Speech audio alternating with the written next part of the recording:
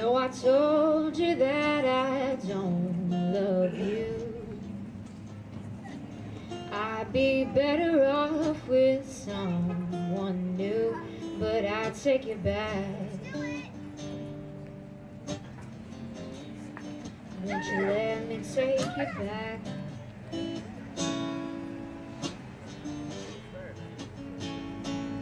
Girl, you know that I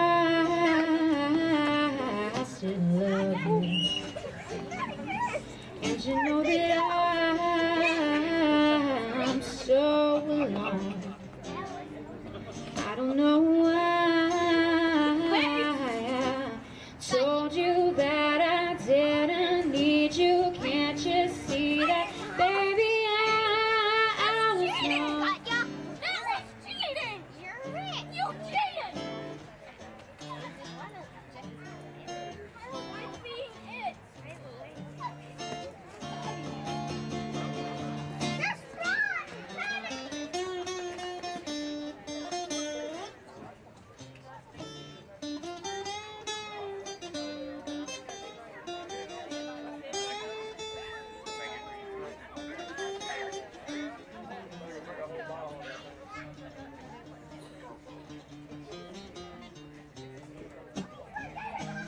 What I wouldn't give to be your lover again. All I wanna do is touch your skin, yeah, yeah. If I had you right here, right now, I'd tell you, tell you, tell you, I'd tell you. Now girl, you know that I still love you, and you know that I'm so alone. I don't know why I told you that I didn't need you. Can't you see that, baby? I was wrong. You're still right!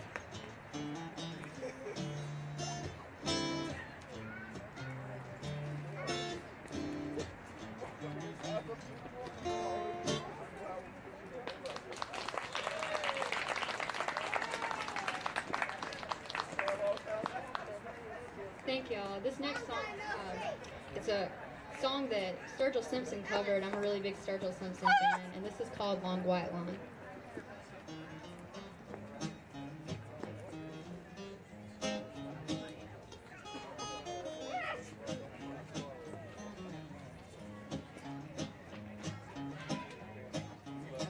Won't be around this old town anymore for a long, long time. Gonna hit the road, start looking for the end of that long white line.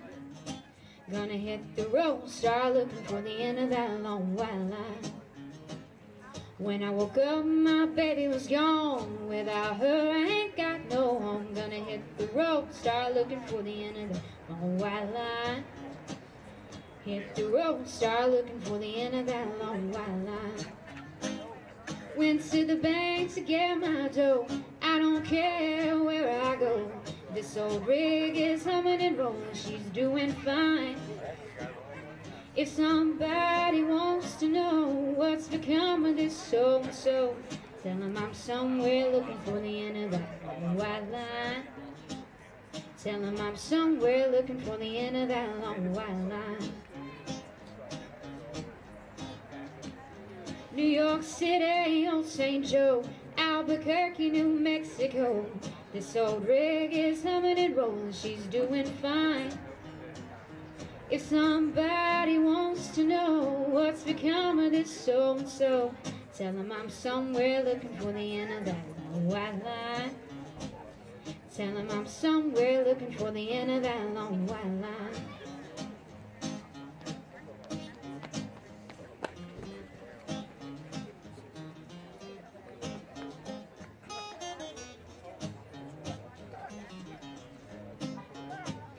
New York City, Old St. Joe, Albuquerque, New Mexico. This old rig is humming and rolling, she's doing fine. If somebody wants to know what's become of this so-and-so, Tell him I'm somewhere looking for the end of that long white line. Tell him I'm somewhere looking for the end of that long white line. Won't be around this old town anymore for a long, long time. Gonna hit the road, start looking for the end of that long white line. Gonna hit the road, start looking for the end of that long white line.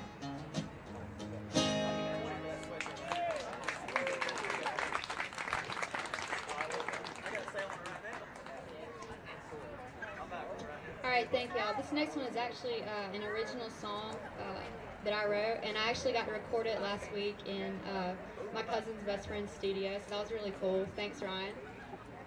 This is called Beneath the Smoke Rings, so here we go.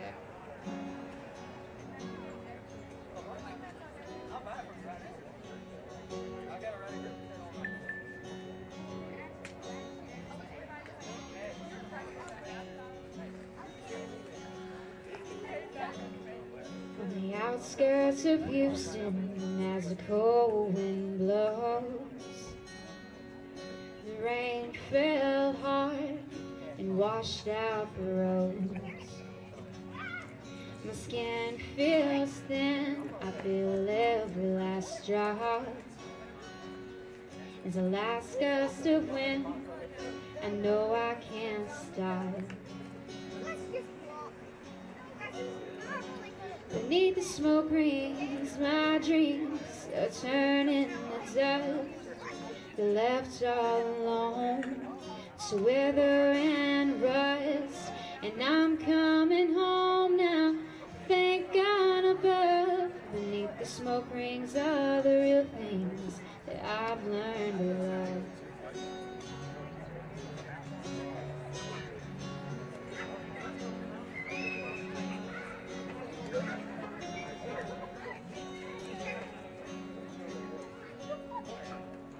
I'm all packed to leave as the locals pass me by. My body feels weary and my eyes are getting tired. The last call is called and everyone starts to cry. As I'm forced to go home, I'm forced to find a ride. Beneath the smoke rings, my dreams are turning to dust. They're left all alone to wither and rust. And I'm coming home now, thank God above. Beneath the smoke rings are the real things that I've learned to love.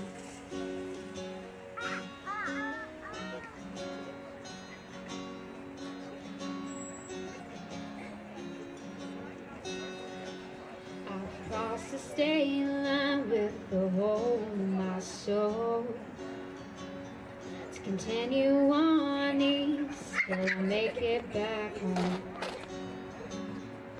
The road seems longer than when I began. Once I make it back home, I'll never leave again. Beneath the smoke rings, my dreams are turning to dust. They're left all alone to wither and rust. And I'm coming home now, thank God above. Beneath the smoke rings are the real things that I've learned to love.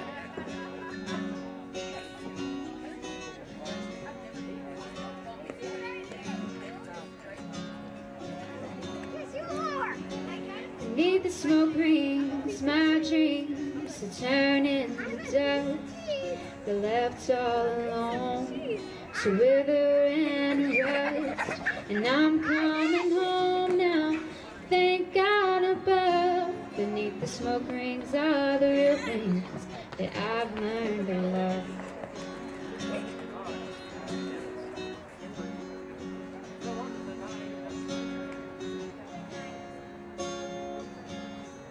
Thank you.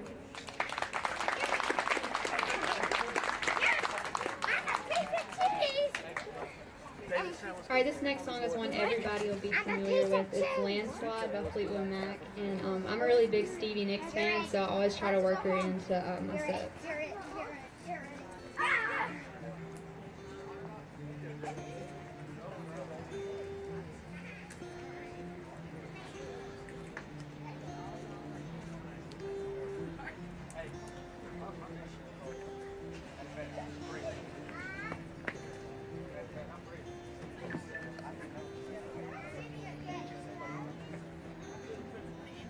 Took my love, took it down. Climbed a mountain and I turned around, and I saw my reflection in the snow-covered hills, till the landslide brings me down. Oh, mirror in the sky, what is love? Can a child within my heart rise above? Can I sail through the changing ocean tides? Can I handle the seasons of my life?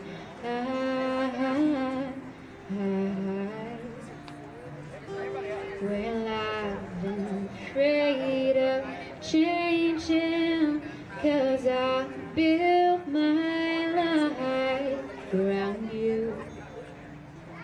And time makes you bolder, even children grow older. I'm getting older too. Took my love and took it down. Climbed a mountain and I turned around. If you see my reflection in the snow-covered hills, a landslide brings me down.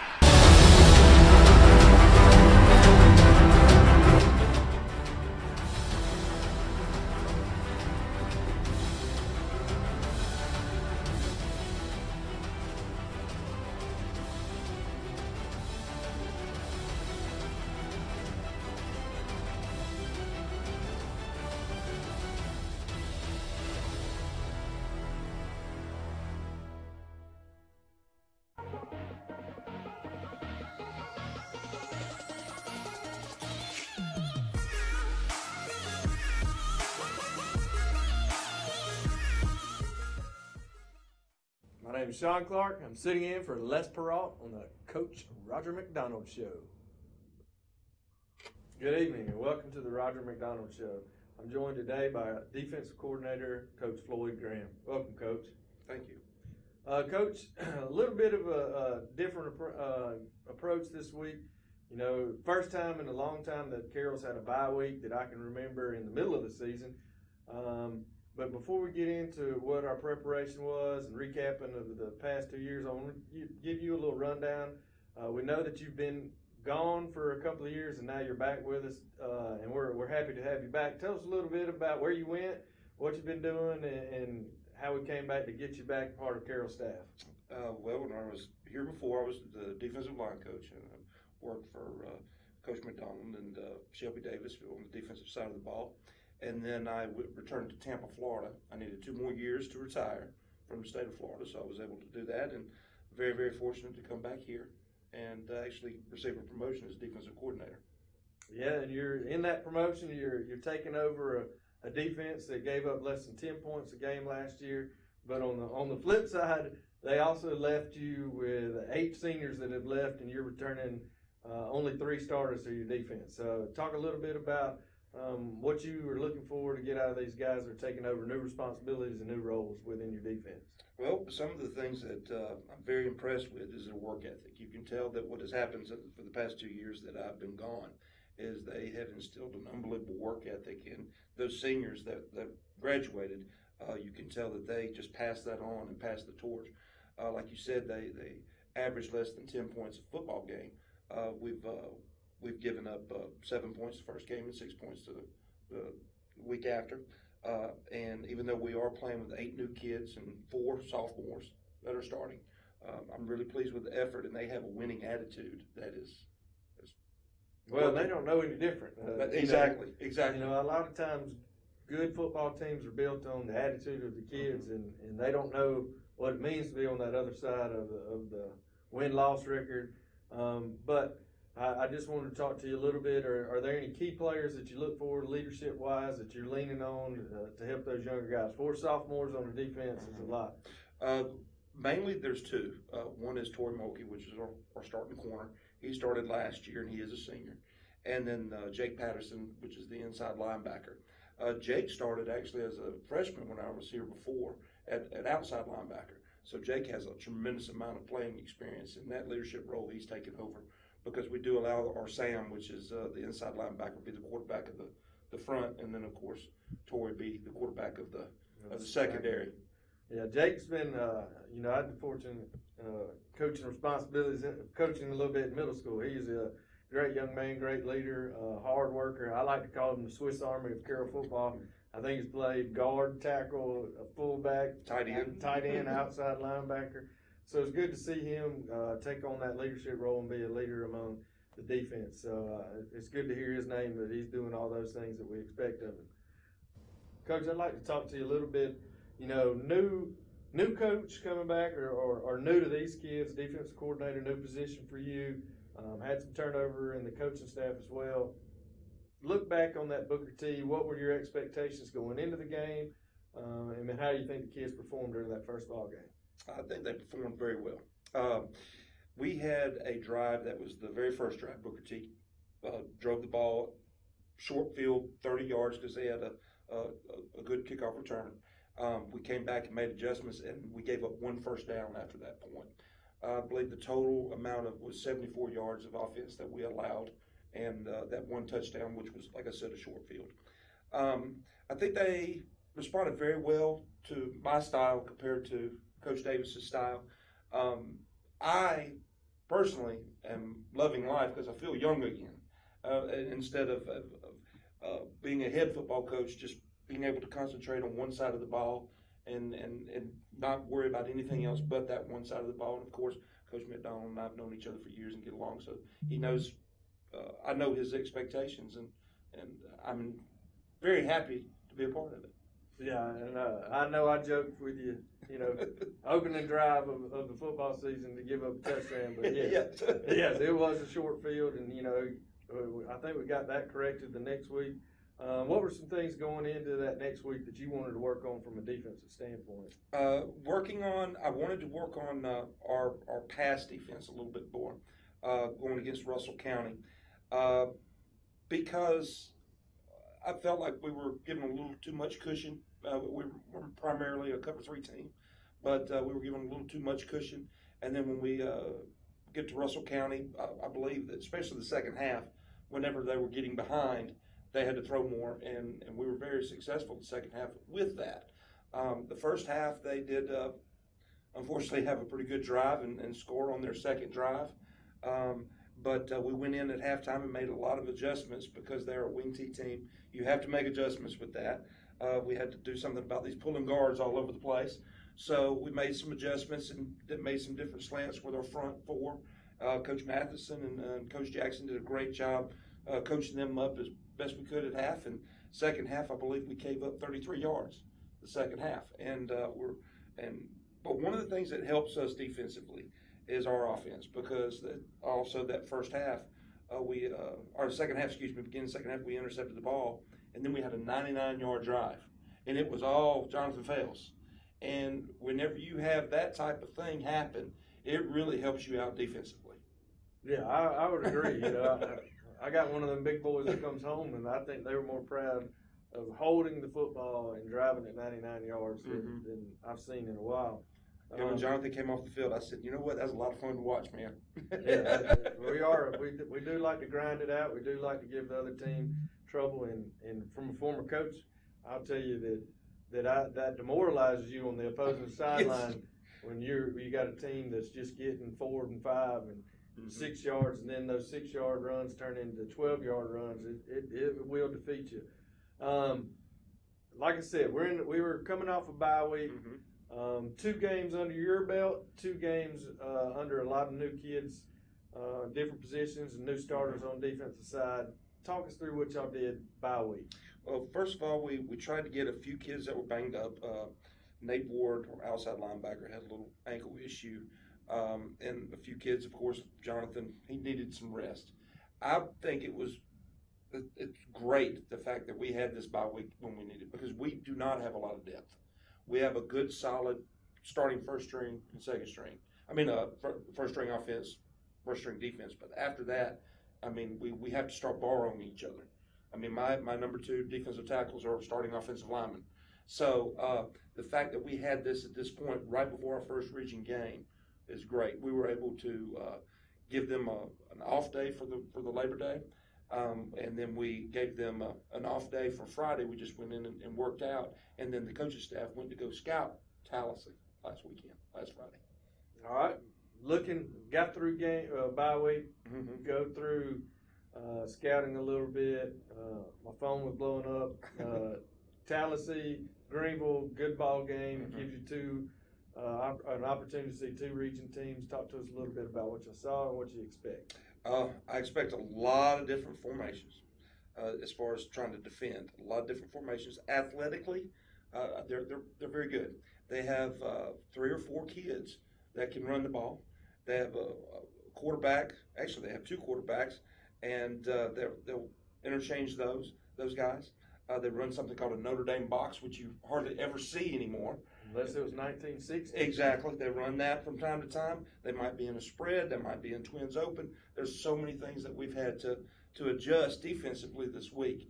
Matter of fact, we started making those adjustments last Thursday to try to get a jump on that. Of course, it being Tallahassee, first region game, first home game, and I recently found out that Ozark Carroll has never beat Tallahassee. That is correct. I think we've had 4 games against them, and I think we're 0-4 against them. So that even adds a little bit more of an intensity atmosphere for the game. Well, I think it should add a little bit of incentive to our kids that, hey, you get to do something that nobody else has done, and go out there and make us proud as they have and always have. Yes, sir. I think the key behind that Tallahassee game is going to be our offense. Because they do have several kids that play both ways, and if we can continue to do what we were able to do, especially the second half of Russell County, have that offensive line be able to drive the ball 99 yards or have 350-plus yards, and that will wear them down. And like you said, I mean, Russell County, we threw the ball 1 time, and were able to score on all drives. We did not punt. So that's what we need to try to do again. I think that's one of Coach McDonald's keys to success here is that both sides of the ball complement one another. You know, his offensive side is ball control offense, short game, and your defense is kind of, nasty and creates turnovers. And so you got the best of both worlds right now working in unison, and I think he's done that since he's been here.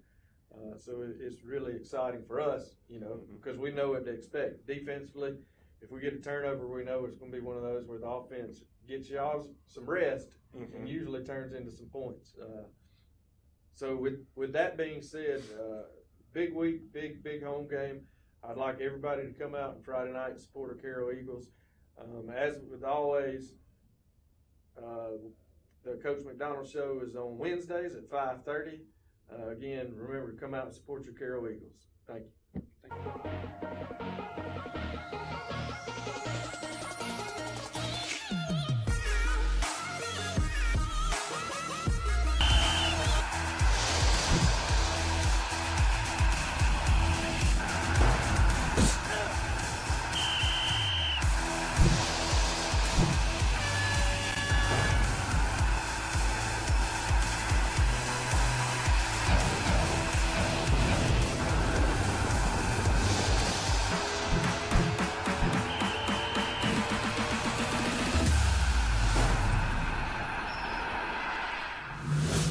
Troy Cable Security makes it easy to stay aware and stay in control of your home wherever you are. User-friendly interface allows easy navigation for lights, locks thermostat, video, and garage doors. Never worry about leaving your garage door open or the front door unlocked. Your mobile app can send alerts to your phone for alarm and no alarm events. Know when your children arrive home from school with video response. Make sure your home is powered by Troy Cable Security for ultimate access, awareness, and protection. Pike County Ford, your hometown dealer, now under new management. To kick off the summer sales event, you pay what we pay. That's right, folks, only at Pike County Ford can you get the same discount as Pike County Ford employees. You pay what we pay. Only at Pike County Ford, your hometown dealer. Here's some Napa know-how for you. Your local Napa Auto Parts store in Troy is under new ownership with an all-new fully stocked store. Big deal, you say? Big deal, we say. Like the ownership, the store has a new look, too. We're still delivering the same Napa quality and know-how, but we've increased our inventory and are committed to helping you find the parts you need when you need them. So come check us out. We've got the right part at the right price at the right time. Know-how, Napa know-how. Troy Cable Security Wi-Fi doorbell camera allows you to answer the door from your smartphone when you are at home, at work, or on the go. When a visitor presses the button, Troy Cable Security sends a live video feed to your smartphone so you can see, hear, and speak to the person at your door. With the doorbell camera, you can have your porch light turn on automatically when it detects motion at night to create the appearance that someone is at home. You can view video clips so you can always know who stopped by when you are out. Troy Cable Security. You love them, protect them. I'm not going to criticize. Good evening, ladies and gentlemen, and welcome to the Brad McCoy Show, a review of Charles Henderson High School football. And, Coach, always good to celebrate a winner. Absolutely. Of course, Charles Henderson defeated Rehoboth 34-20 in a big game down in Rehoboth. And over the years, people say Rehoboth, and they don't think much of it, but let me tell you, they play a country brand of football. It's pretty tough. It's a tough brand of football, and they get after it for 48 minutes. They do not let up, and the thing is, we've been playing them later in the season. This year we got them with the first region game, so it was a little bit different. But again, playing at their place. And for some reason, the last 4 years, it's been a very, very close football game. It hasn't always been our best football game. No question about it. And, of course, one thing, Coach, a big area game, and you're glad to get down there 34-20. You ran the ball for 260 yards. Anytime you run the football like that, you don't need to throw it, do you? No, and we were talking about the weather. It was clear all the way up until about 6:30, and the bottom fell out for 30 minutes of solid rain. And so we got soaked, and we took it in and tried to get dried off the best we could, but footballs weighed about 7 pounds, and so throwing the football was not going to be our best suit right there. And another thing, too, that people don't realize is now you had rain, but did you have lightning, too? Well, we did have lightning. So that shuts you down, doesn't it? It does, and we ended up, I think our kick was about 7:10, 7:15, so it was a little bit later than normal, but and it was a very long football game. For as much as we ran it, it seemed like it was a very long, drawn-out game. Of course, a big, like we said earlier, a big area win. Who played well for you, Coach? Well, I think the guy that stands out the most was Chance Pollard, number 5. He's a slot receiver, but he's also a running back. He had a big night. I think his final numbers, he had 2 touchdowns, had 140 yards rushing, and really was our spark that we needed in the second half. So he had 2 long runs, one from a quarterback position, which is like a wildcat that we do, and then one from a running back spot. And, and of course, Chance is really developed as a player, and of course, your off-season program really helped him. He's a strong kid already. He plays baseball as well. Tremendous athlete, really, really fast, got great hands and vision, great agility, and he's just a good athlete, and he's a good kid. He works hard, great personality, and so he had I think he deserved every bit of the good fortune he had on Friday night. And the offensive line did an excellent job. Coach Hillenbrooks coffee, you want a cup? Well, I think he's about to give me one. I took him up on it. If you're like me, I like a good cup of coffee most any time. Absolutely. Hillenbrooks is really good, and of course this show is brought to you by Pike County Ford. Thank you very much. And if you go out to see Pike County Ford today and see Ricky, hey, he'll give you one of these beautiful Pike County Ford hats, and we appreciate them being a big part of our sports program here. You know, he just moved in from Marshall, Texas, and if I want anybody to move into my community, I want him to be from Georgia, Florida, or Texas, or Alabama. So he already knows what it means to support high school football. Well, you know, our Booster Club president, Nathan Knox, moved to us from Georgia. Yeah. You know, and you've got a great point about understanding support. Right. Because listen, he come in just guns a-blazing and wanting to help, and you don't get that every day. You're exactly right, and of course you can tell it too, and it's just wonderful the kind of support that they're giving us.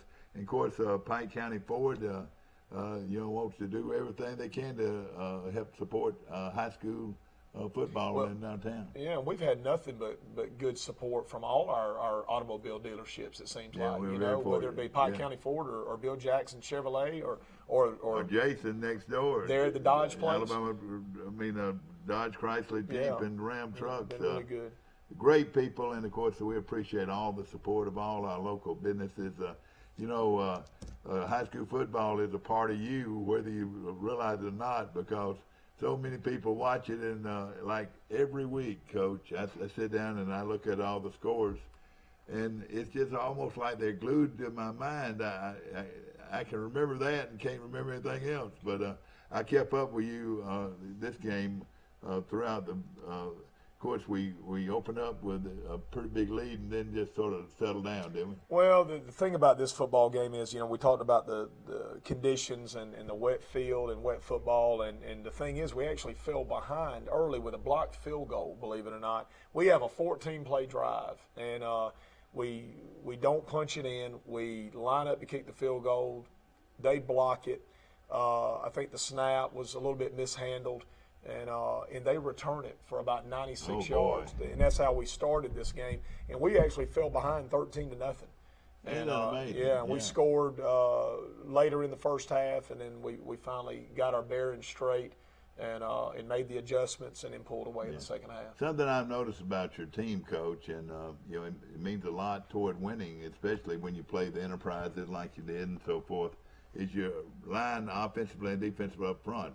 They're able to push to knock the other team off the ball, and if you can do that, you got a chance. Well, you do, and we've got 2 seniors on the offensive line. We got 2 sophomores and a junior, and on our defensive line, we got one senior and 3 sophomores. Mm-hmm. We're young, but our line of scrimmage, I think, is going to be really good with reps and time, and that's one of our strong suits. And we're excited about them.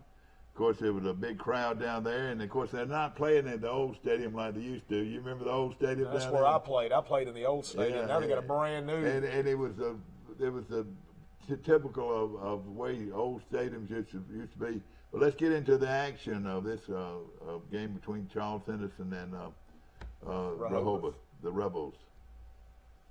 Always a good bunch of cheerleaders. You got 20-some of them, Coach. That's great. We do. We got a great cheerleading program, and those girls, they really help support us. And well, I like that coverage, Coach. Yeah, and see, you see a late hit right there that wasn't called, and that's the thing about officiating. And listen, those guys, I think, do a good job. But you always just want it to be balanced. Exactly. You want it to be fair. You want it to be called the same both ways, and. Right here, I think defensively we came out and we forced a 3 and out, and then we come out and we move the football. We start with Joshua Jones, Puka Jones. We got a good gain right there of about 10 yards. Puka Jones, the quarterback started. Yeah, Puka Jones started. And right here, good throw and catch to Chance Pollard. Chance is kind of that do-it-all guy. This tells you a lot about the size differences. Your team looks so much bigger and stronger than the other team. Well, I tell you what, we're going to certainly be matched up pretty evenly this Friday night. So you don't have to worry about that. But these small stadiums, it's not bad to do a game this close up. Right. But I'll tell you what, there's no doubt it's a good shot right here. The one thing I am noticing, and there's a big jump right there. Is the game is played low. It really is, you know, and I think the low man wins, and we preach it at the line of scrimmage, and, you know, that's you've got to get under those guys' pads, and you got to run your feet, you got to shoot your hands. And Coach, who's your defensive coordinator? His name is Travis Baxley. Well, one thing I noticed about his teams, they run to the football. They get a lot of heads on that. Look, watch this right here. Well, you're going to see. You're going to see. I don't. It should be on this highlight. You're probably going to see the biggest hit you'll see all year out of Zeke Caldwell. He hit their number 2 harder than I've seen a kid hit somebody in a long time. Here's Jonathan Carter, sophomore, and you know, just a really good player. We moved took it in too, didn't you, Coach? Yeah, we moved him to running back from defense in the summer. And we've got the biggest place kicker in the state, don't we? Got to, hands down. Caleb Geis, he's about 270, really good D lineman. Boy, look at him kick. All these guys that we've got right now, they're really some unique players with some unique skill sets. I've got a kid that's ambidextrous.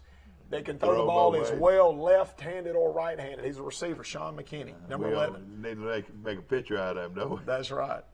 That's right. There's Big Jackson Conan, Vic Conan's son. Yeah, Coach. Zach Camden plays linebacker, and Jackson plays DN. And there's Sean right there, number 11. Yeah. You know, we eventually get DQ back in the game at quarterback.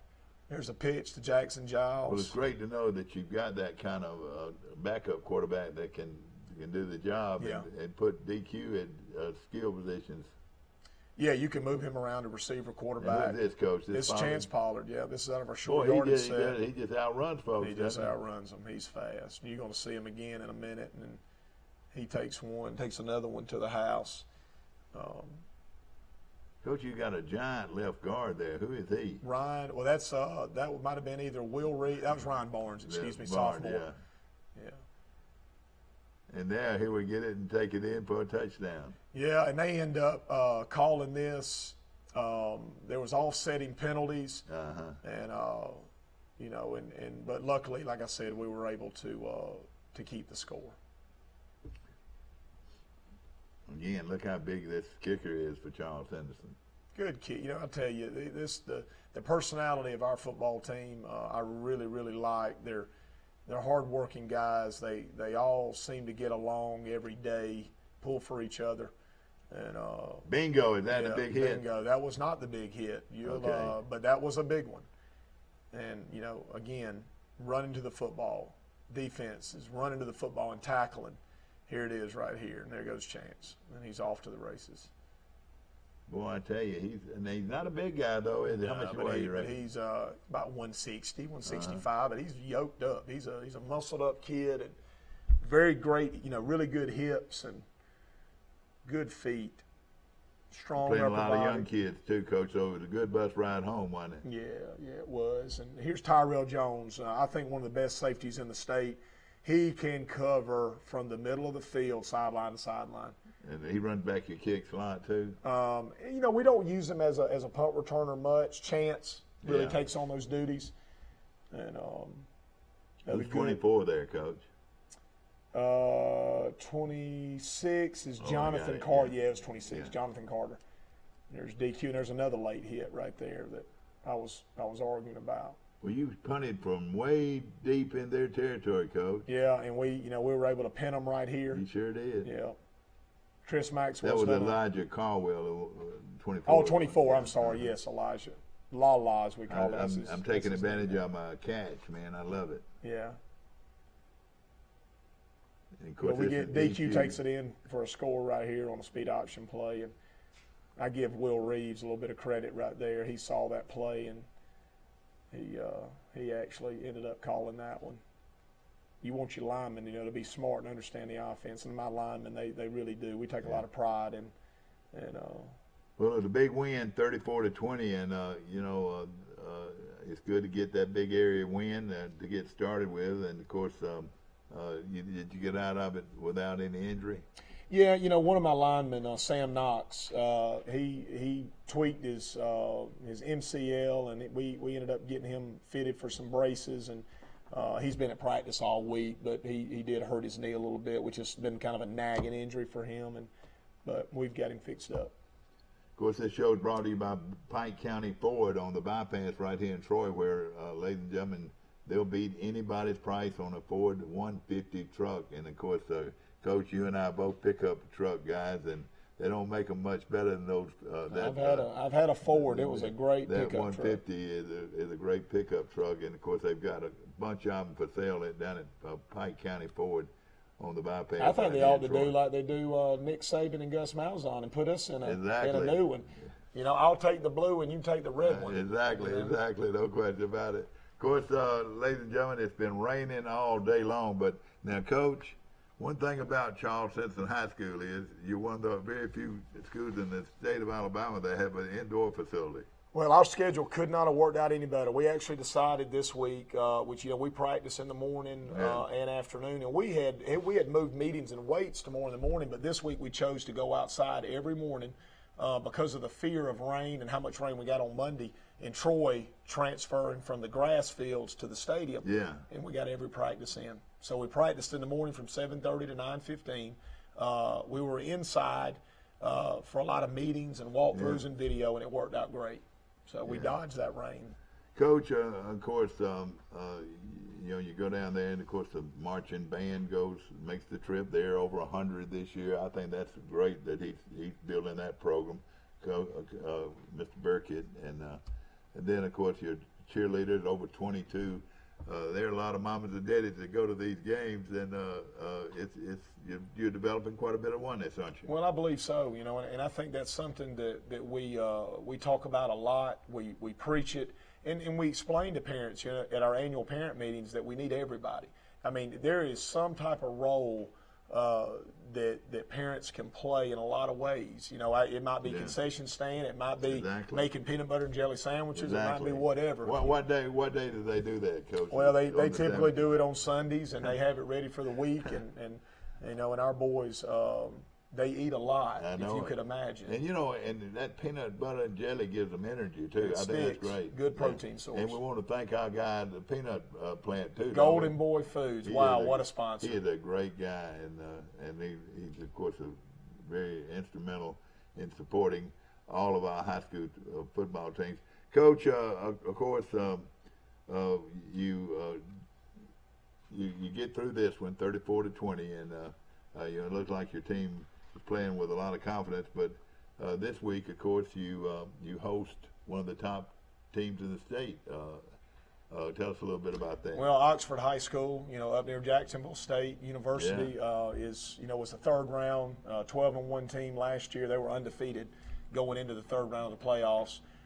They've got a lot of those guys back. They've got an LSU commit at linebacker. They've got another Division I commit at offensive line. And just to me, I would be shocked if they were not right back in the third semis or state championship game. They've just got that type of club. And it's certainly going to be a challenge at home for us. Who coaches them now, Coach? His name is Ryan Herring, Herring.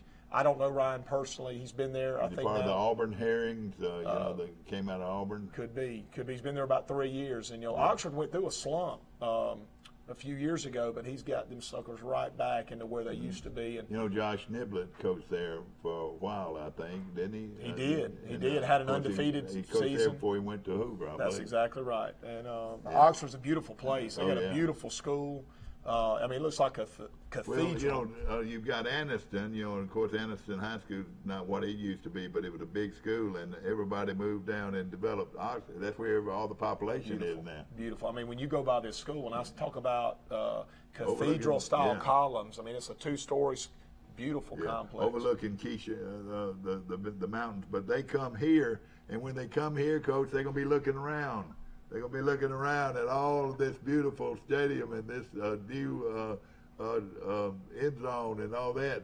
Hopefully that'll get them a little off what's going on. Maybe they'll be starstruck for 48 minutes.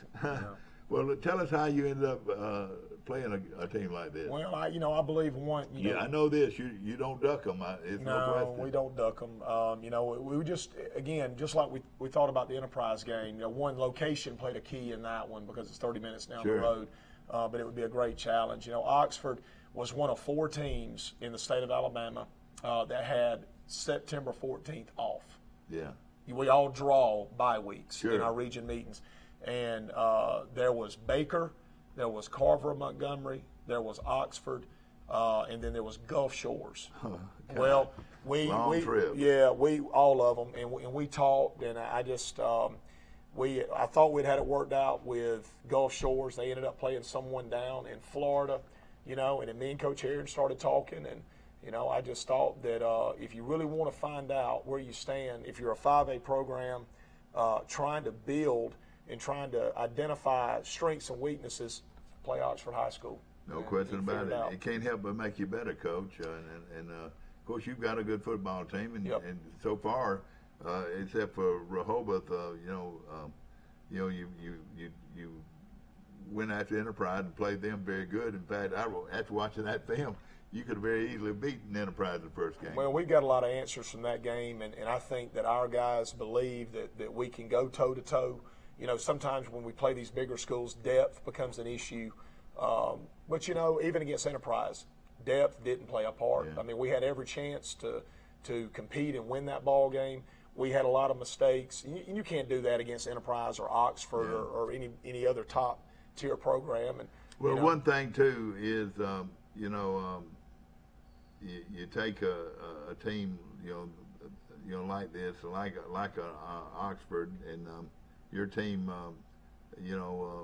plays hard and feels good about themselves, win or lose, and you learn by the game. It could propel this team into big things. Well, it's one game, one game at a time, and what our challenge is: one, to improve, not to go backwards, correct mistakes, and then win region ball games. And I think this can, like you said, it can catapult you into winning region ball games and feeling confident about how good you are and how good you can be, if you play as a unit and take care of the football and correct mistakes, like we said. Of course, that game will be played right here at Veterans Memorial Stadium in Troy, and of course, like you said, that's your home field. Just as much as it is the college, you work out there all the time, and it's great that y'all have a good relationship where they can practice and then you can practice.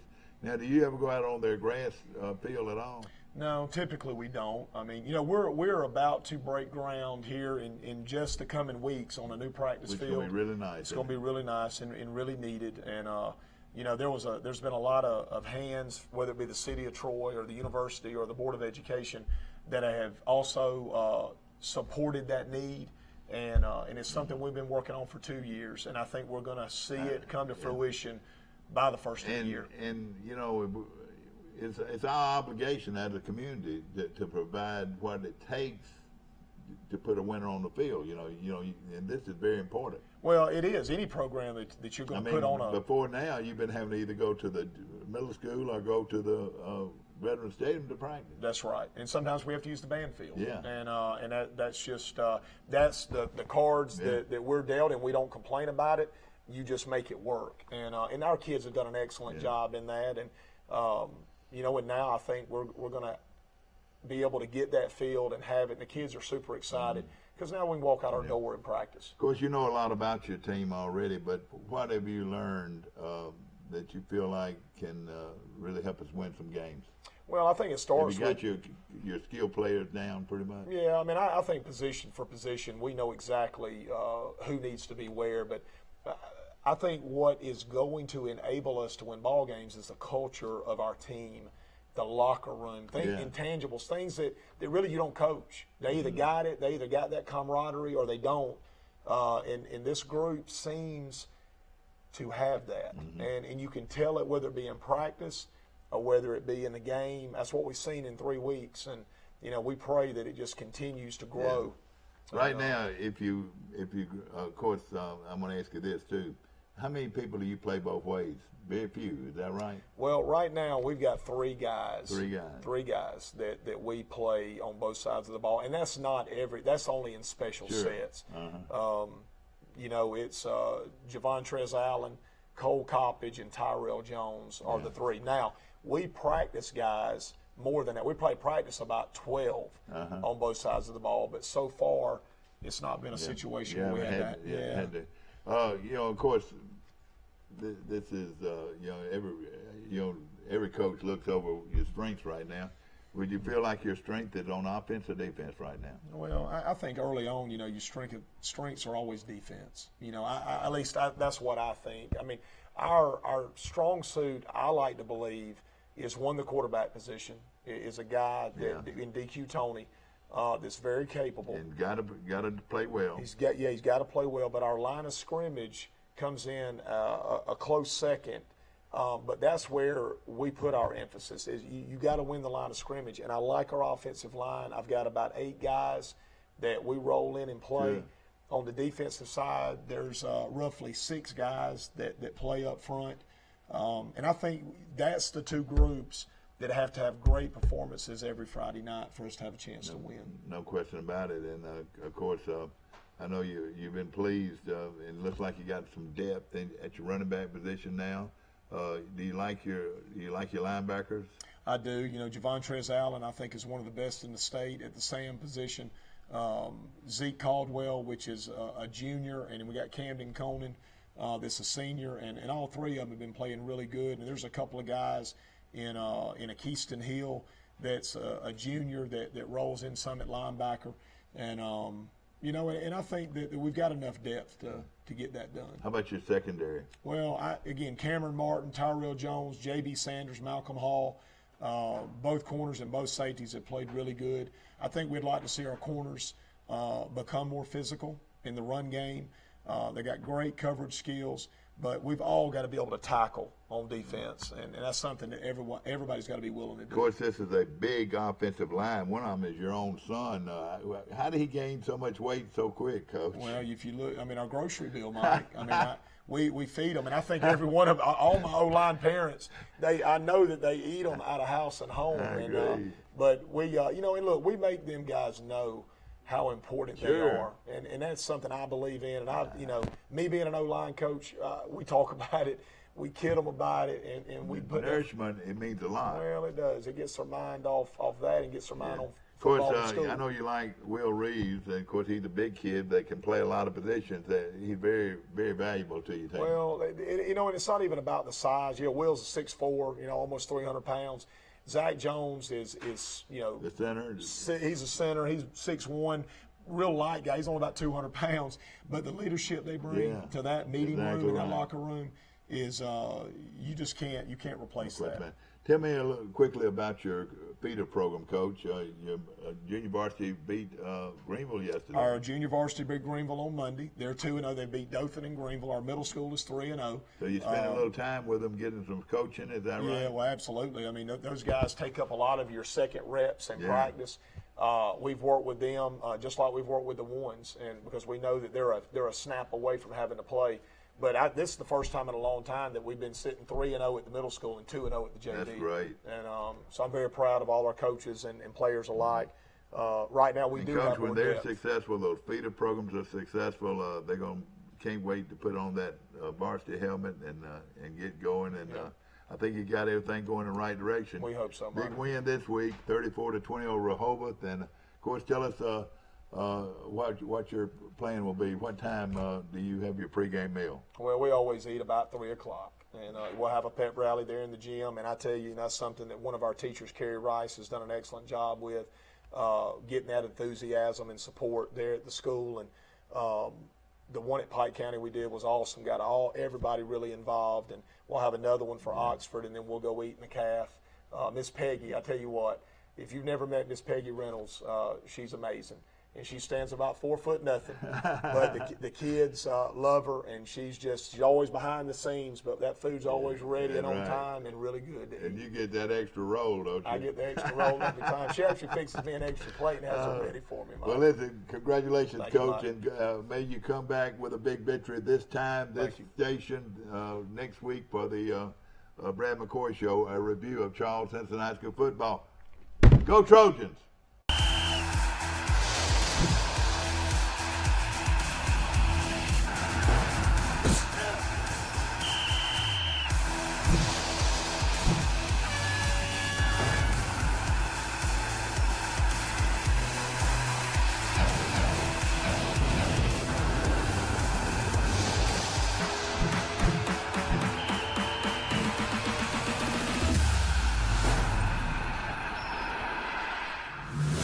Troy Cable Security makes it easy to stay aware and stay in control of your home wherever you are. User-friendly interface allows easy navigation for lights, locks thermostat, video, and garage doors. Never worry about leaving your garage door open or the front door unlocked. Your mobile app can send alerts to your phone for alarm and no alarm events. Know when your children arrive home from school with video response. Make sure your home is powered by Troy Cable Security for ultimate access, awareness, and protection. Pike County Ford, your hometown dealer, now under new management. To kick off the summer sales event, you pay what we pay. That's right, folks, only at Pike County Ford can you get the same discount as Pike County Ford employees. You pay what we pay. Only at Pike County Ford, your hometown dealer. Here's some Napa know-how for you. Your local Napa Auto Parts store in Troy is under new ownership with an all-new fully stocked store. Big deal, you say? Big deal, we say. Like the ownership, the store has a new look, too. We're still delivering the same Napa quality and know-how, but we've increased our inventory and are committed to helping you find the parts you need when you need them. So come check us out. We've got the right part at the right price at the right time. Know-how, Napa know-how. Troy Cable Security Wi-Fi doorbell camera allows you to answer the door from your smartphone when you are at home, at work, or on the go. When a visitor presses the button, Troy Cable Security sends a live video feed to your smartphone so you can see, hear, and speak to the person at your door. With the doorbell camera, you can have your porch light turn on automatically when it detects motion at night to create the appearance that someone is at home. You can view video clips so you can always know who stopped by when you are out. Troy Cable Security. You love them, protect them. Hello everybody, welcome to the Goshen High School football show. The Goshen Eagles played Zion Chapel down in Zion Chapel last Friday night and came away with a big victory, and I know you're proud of that, Coach. That was nice to have. I tell you what, we were really nervous going in. Zion Chapel's Coach Brian has done a great job with their team, and you know, that first series they had the ball, they took it down the field, and we were fortunate enough to stop them, and I think that you know, that helped us and kind of hurt them, and he's really done a great job, and I'm glad that we were able to get out of there with a win. Well, we scored, you know, the first quarter, they really were fired up. They were. They really were. Come off a big win the week before, and they had some key injuries too. So, you know, coach is doing a good job down there. The first quarter, there was no scoring until 6:44 remaining, and Mikhail Avery caught a pass from Brian Galloway to put the Eagles up 6-0. The PAT attempt failed, but then we scored 4 times in the second quarter to go into the halftime leading at 30-0, and came back out still in the third quarter and scored 3 more. Yes, sir. I think we scored like on 7 possessions in a row. I think so, yes, sir. But it was 48-0 at the end of the third quarter, and then in the fourth quarter we wound it up with a 55-6 victory over the Zion Chapel Rebels. Keith, you want to give some of the stats from the game? I will. But before we get into the stats, I want you to notice our sponsors in the bottom corner of the screen there. For the stats Friday night, we'll go with rushing first. Caleb Dawson was our leading rusher with 5 carries for 98 yards and 3 touchdowns. Brian Galloway had 9 carries for 62 yards. Deshaun Brown had 8 carries, 50 yards and a touchdown. And Raquan Martin had 3 carries, 38 yards and a touchdown. Jamarco Harris had 3 carries for 35 yards. Jamarcus Sanford 7 carries for 35. DeMarcus Shipman 2 carries for 5.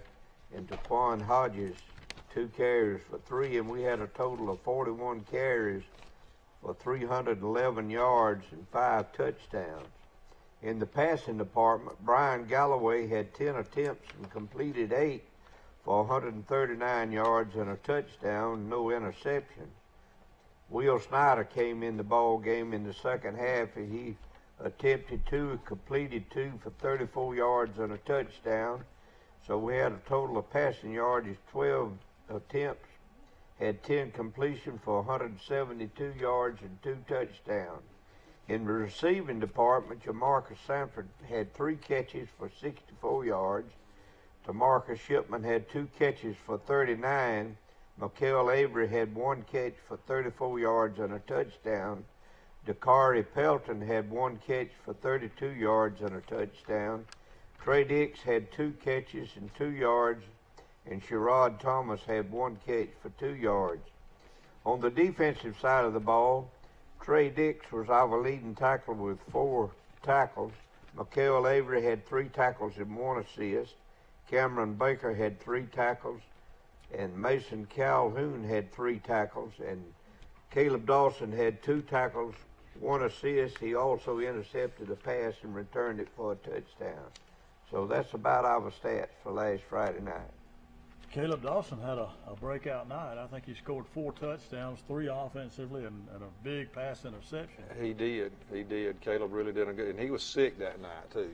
He had been very sick, and we didn't know exactly how much he was going to get to play. And I'm glad he played what he did because he made very good use of it. Made a big difference. And Brian Galloway had a good game too.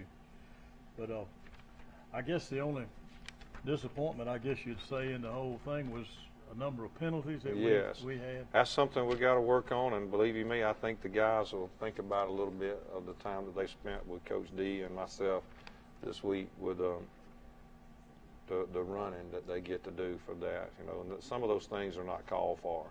You just got to be smarter than that. Well, Keith, you want to talk about some of our sponsors? As you said, they're on our screen scrolling as we go through the show tonight. We have Premier Chrysler here located on 231 North. The phone number is 403-4811. We have Southern Animal Hospital and Pet Resort, Dr. Steve Barron. They located on Highway 231 South between Troy and Brundage, and their phone number is 770-1838. We have Tire Brokers located on 231 North. Their phone number is 770-2715. We have Monarchus Mexican Restaurant located on Highway 231 here in Troy. And they also have a second location in Luverne, and their phone number is 808-9424. We have Pike County Ford located on Highway 231 North. Their phone number is 877-230-6244. And we have Preston's Restaurant, which is located on 231 South, and they also located in Luverne on Main Street, and their phone numbers are here in Troy is 770-0675, and in Luverne is 335-2400. Okay, let's go into the highlights. The Goshen Eagles' victory over Zion Chapel, Friday night in Zion Chapel.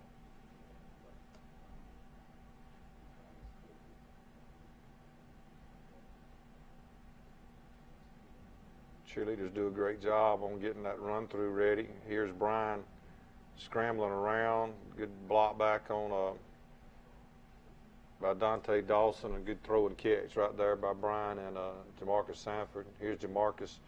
Good stiff arm right here, something that we work on. Try to give us a little effort, extra help right there. Brian on the run right here. Brian's just very elusive. Good block. Kind of was behind him and got a clipping call right there, but a good run by Brian.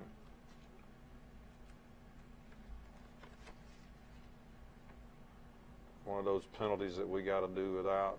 Here's a great throw right here by Galloway and a real great concentration. It was a kind of tight coverage, but a mess up on the route, but we scored, so it was great to have. 3 men on coverage for Zion. Correct. Good tackle right there by Mason Calhoun. Mason's working much harder, and hopefully we'll get a lot more playing out of him. It's a good throw right there by their quarterback at Zion. He's got a real good arm, but a good tackle, a hard tackle by Raquan Martin, which is his first year. And one of our defensive stands right there. Good job by Will Little, just bulldozing through. Will plays real hard. You see him in there on another tackle. The ball's knocked away, and was in hopes that Caleb might have got a scoop and scored there, but Good throw and catch right here by Brian with the throw, and Jamarcus Sanford with the catch. And I don't know why he didn't score right there. I thought he got in, but I guess not. Yeah, but Caleb takes it in right here. Good hard run.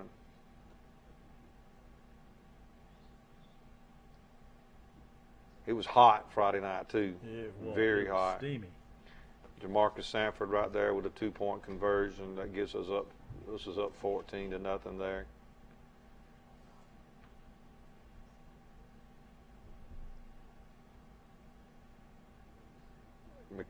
There's Mason Calhoun breaking through the line right there. Just didn't make finish the tackle right there. Good play there by Mikael Avery along with a couple others. Brian with a little run right here, showing his elusiveness. Picks up great yards and a first down. Turn around, come right back. Just got to keep that outside, but he does a good job staying behind his blocks and his shoulder pads and just makes a good run.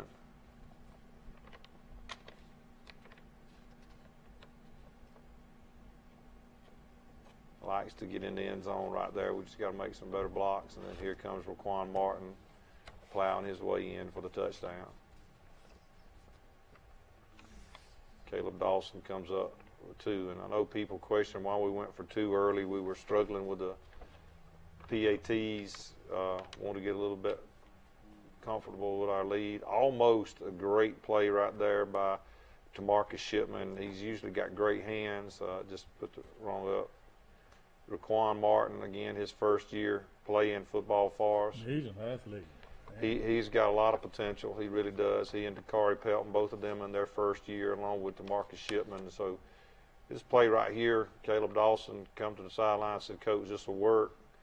So we set it up one more time and come back, and he was 100% right.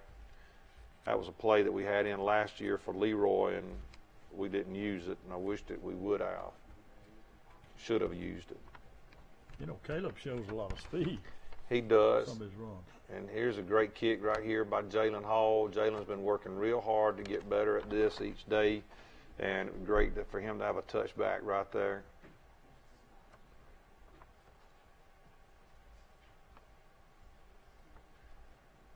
We mixing in a lot of younger guys in this time right in here, and good play right here to begin in the third quarter by Caleb Dawson. You won't see Caleb back on defense for the rest of the night. We promised him 1 series, and he made that count.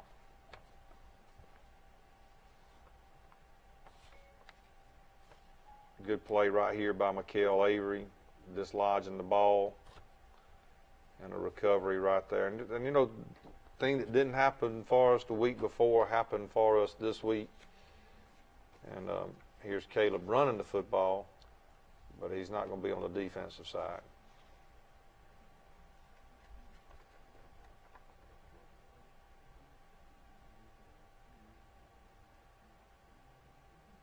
Jamarcus running right here. Got a penalty right there by Hunter Shaver on a peelback block, but the guy was reaching to make the tackle, and I don't think that's it's in the eye of the ref right there, and he made the call, and so that had to be what it was. Good throw and catch right here to Marcus Shipman. Tamarcus showing what he can do, just good ankle right there, but try to tell him don't stop. Go ahead and make your run. Here's Raquan Martin with a run. Again, you got to trust the speed and go on outside instead of stopping and starting. This is a 4th down and long right here, and this is a great jump ball right here and a great catch by Dakari Pelton. You know, a lot of people question what was done there, but I mean, 4th down and long, and we were throwing up like a punt. And great effort right there by Bryce Williams on the kickoff. We tell him to hustle down the field, and I tell you what, he's done a great job, and he'll be on that kickoff. Another youngster that we got right here, first time touching the ball this year, is Deshaun Brown, and he showed some of his quickness and elusiveness right there. He's the 9th grade, isn't he? No, sir. I think he's a junior. Oh, okay.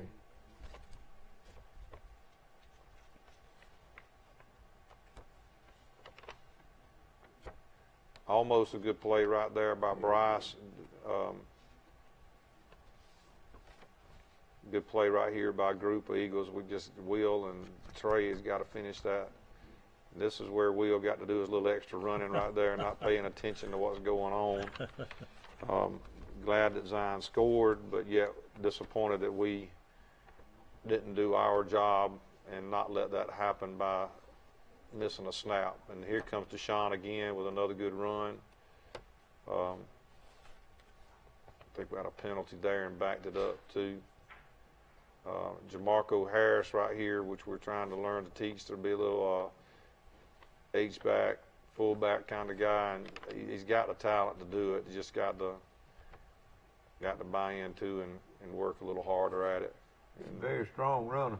He is. He is a very physical runner, and he got real good hands too. So he's got a lot of potential. And he's only in the 9th grade.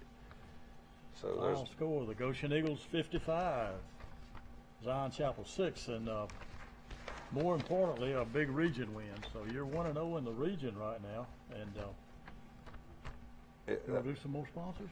Well, we'll go ahead and finish them up. C&H Auto Sales, located on the corner of 231 North and County Road 1101, right under the overpass on Highway 231, and the phone number is 808-1100. We have Goshen Farmers Co-op, located near the high school in Goshen. Their phone number is 484-3441.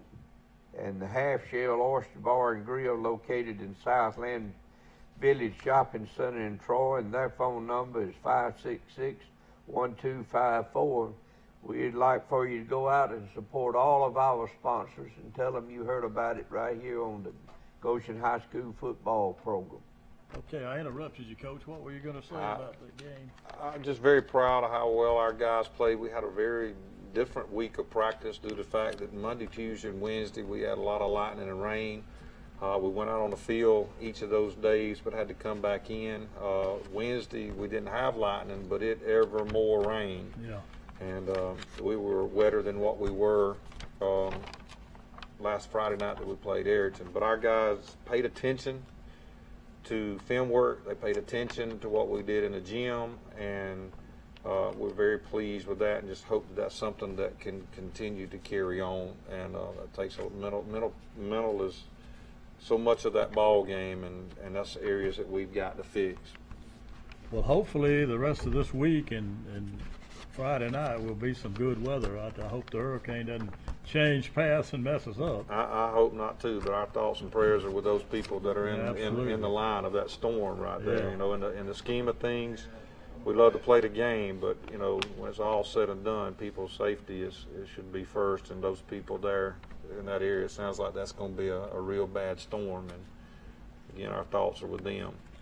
Okay, before we go on, let's mention the volleyball team. They got their first area win, and they've picked up what? They're 4-1 now? I think that's correct, and they played in a tournament over the weekend, and Coach Warwick does a great job by picking some of these tournaments for them to be in. They traveled to Auburn, played some much larger classifications, and were very, you know, they competed real well in the tournament. Didn't win, but they competed real well. So, you know, and that's important that that we're able to do that, and she does a great job. Her and her daughter Allie and Coach Stone, they're doing a real good job. They do coach 3 teams, and they get those girls out there to get better, and that's great. I believe they said they had 5 seniors, but they're getting a lot of play out of some younger people too. They do. And I think they're playing Charles Henderson here in Troy tomorrow night. Okay, that'll be good. All right, we'll move right along to the Samson Tigers, another big area, and it could be a pivotal It very game. well could be. It's one that, you know, in our region now we have 8 teams in it, 7 teams in it, and is that right? No, 8. 8 teams in it, yeah. and those teams are pretty darn good. we having to win against Zion, but this game, like you said, is one of those games that we need to win. So they're coming to Goshen with the expectation to win, and we're hoping to get back on the right track at home and not lose. Our last 2 games we had lost at home, and we don't want to do that anymore. You shouldn't lose at home. You know, a couple of things to mention about Samson. They have 5 sophomores, 8 juniors. And like we were last year, they have 15 seniors. Oh, boy. 15 seniors. So they got, you know, quite a few upperclassmen, 23 in the junior and senior class, and that says a lot for what Coach Wombles has got right there. And they're led by Coach Brad McCoy's nephew, Hayden McCoy. And I'm going to tell you, if you hadn't seen film on this kid, he has got probably one of the best arms in the southeastern area. He throws the ball as good as anybody, and he's just a junior. Just too, a junior, right? Yes, sir. And I'm telling you, he is. We've been preaching our guys over and over. Don't think that you're going to be able to keep the receivers from outrunning his arm, because you can't. He can throw it. He's got a good strong arm, and he's got a good offensive line and a good running back. So we're really going to have to be on our A game, be totally focused on what we have to do to compete in this ball game the way we think that we should. We can't make those mistakes that we made over the last couple of weeks with turnovers and penalties. The game is in Eagle Stadium, and Samson's coming off a big win over. They lost to Geneva County. Right. No. To Geneva County. Yeah. In week 1. Right. Pretty big score. They beat Calhoun. Now let me back up. They lost to Geneva County in that week 0 game. I think that's right. Okay. Yeah. Then they beat Kinston real good, and then they beat Calhoun real good, and I think they scored about 130, 40 points in the 3 games that they played. So they're, like I said, this guy, Coach McCoy's nephew, is very, very good. He's got good receivers, good offensive line, so we've really got to be focused on what we're doing. We can't allow these receivers to get behind us, because he truly has the arm to be able to get the ball to him. He's got a very strong, accurate arm. What about his receivers? They're good. They got good speed. They run good routes, and that's the key to it. You know, we try to tell our guys, you have to run the route, and you got to be good at running that route. And don't think just because you may not be getting it, you've got to run it. And that's the thing this guy does. He doesn't have one particular receiver that he wants to throw to. He's gonna find that open receiver if given time, and he's gonna throw it down the field. Will they run the spread as well? They run the spread, and they get in like a double wing, a little heavy set, and they run the quarterback back at shotgun. So, you know, they've got 10 people in front of him, and then he kind of makes the decision where whenever we used to run the double wing, we'd be under center. And so you really were playing with, you know, 9 people up front turning and handing the ball. Well, this time all the motion stuff is still done, but the quarterback is back in shotgun. So they do run a heavy set, and they're very good at it.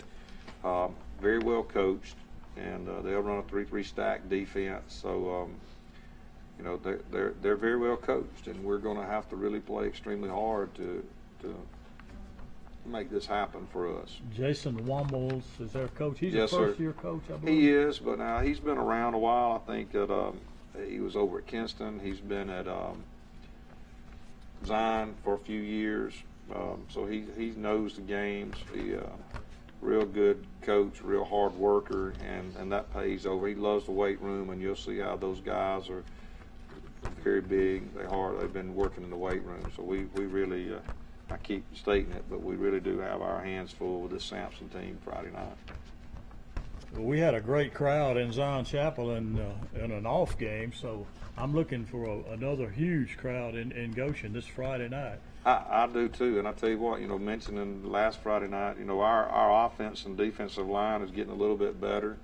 They working very hard. Defensive line is, you know, an offensive line showed a lot of good things this week. I hope I'm not boasting a little bit too much, and this Friday night it won't happen, but you know, if those guys will continue to work, we got a lot of room for improvement, but they can get us better. And, you know, they don't really get a lot of talk, but, you know, we got work to do, and Coach Brown and Coach D and Coach Mike, those guys work extremely hard, and the line are working to get better for us. Well, I'm impressed with our team speed, Keith. I know you are too. We got some fast kids out there, don't we? We do. We have good team speed overall, and like Bart mentioned there about the lines, those people that's playing behind our offensive line, they only do as good as that line does. If they don't give them the opportunity to make the run or throw the pass, it doesn't happen. So that's a big part of the game, is in your offense and your defensive line.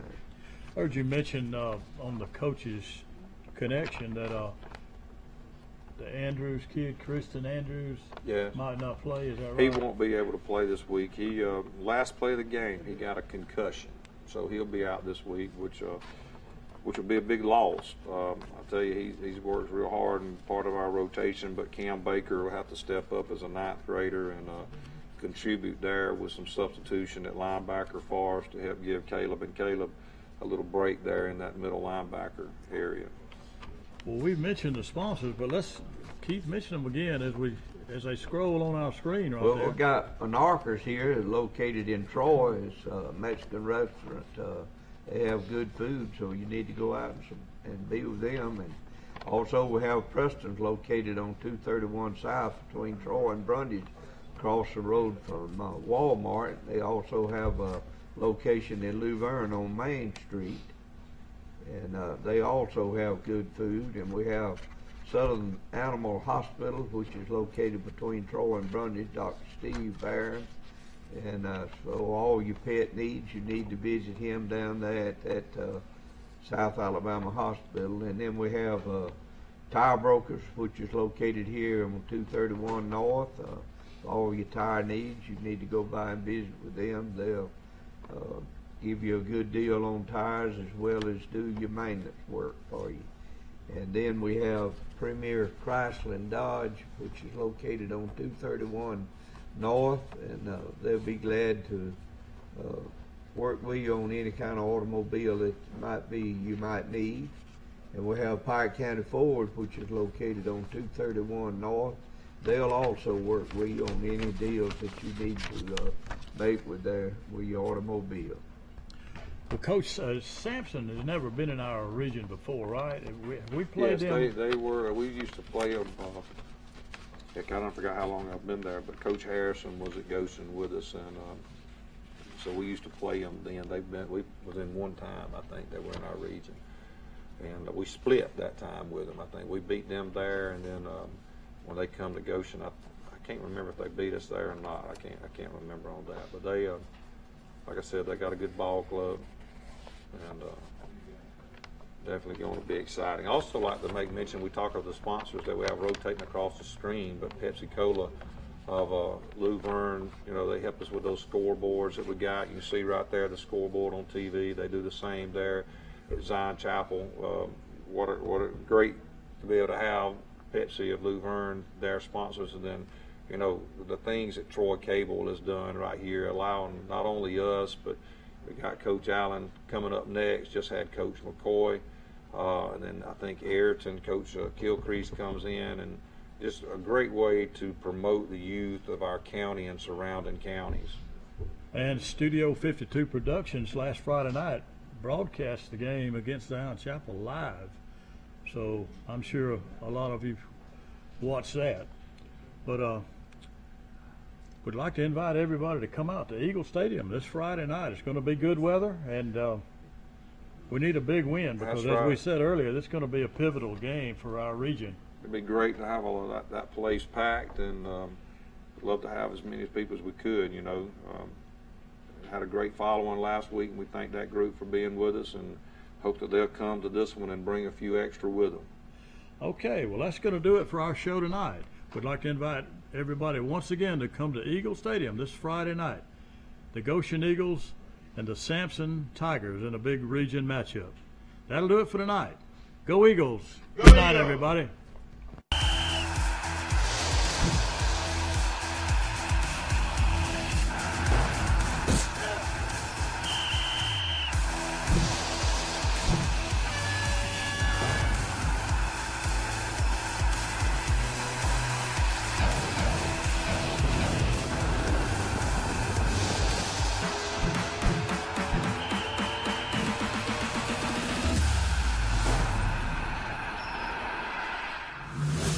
Troy Cable Security makes it easy to stay aware and stay in control of your home wherever you are. User-friendly interface allows easy navigation for lights, locks thermostat, video and garage doors. Never worry about leaving your garage door open or the front door unlocked. Your mobile app can send alerts to your phone for alarm and no alarm events. Know when your children arrive home from school with video response. Make sure your home is powered by Troy Cable Security for ultimate access, awareness, and protection. Pike County Ford, your hometown dealer, now under new management. To kick off the summer sales event, you pay what we pay. That's right, folks, only at Pike County Ford can you get the same discount as Pike County Ford employees. You pay what we pay. Only at Pike County Ford, your hometown dealer. Napa know-how. Here's some Napa know-how for you. Your local Napa Auto Parts store in Troy is under new ownership with an all-new fully stocked store. Big deal, you say? Big deal, we say. Like the ownership, the store has a new look, too. We're still delivering the same Napa quality and know-how, but we've increased our inventory and are committed to helping you find the parts you need when you need them. So come check us out. We've got the right part at the right price at the right time. Know-how. Napa know-how.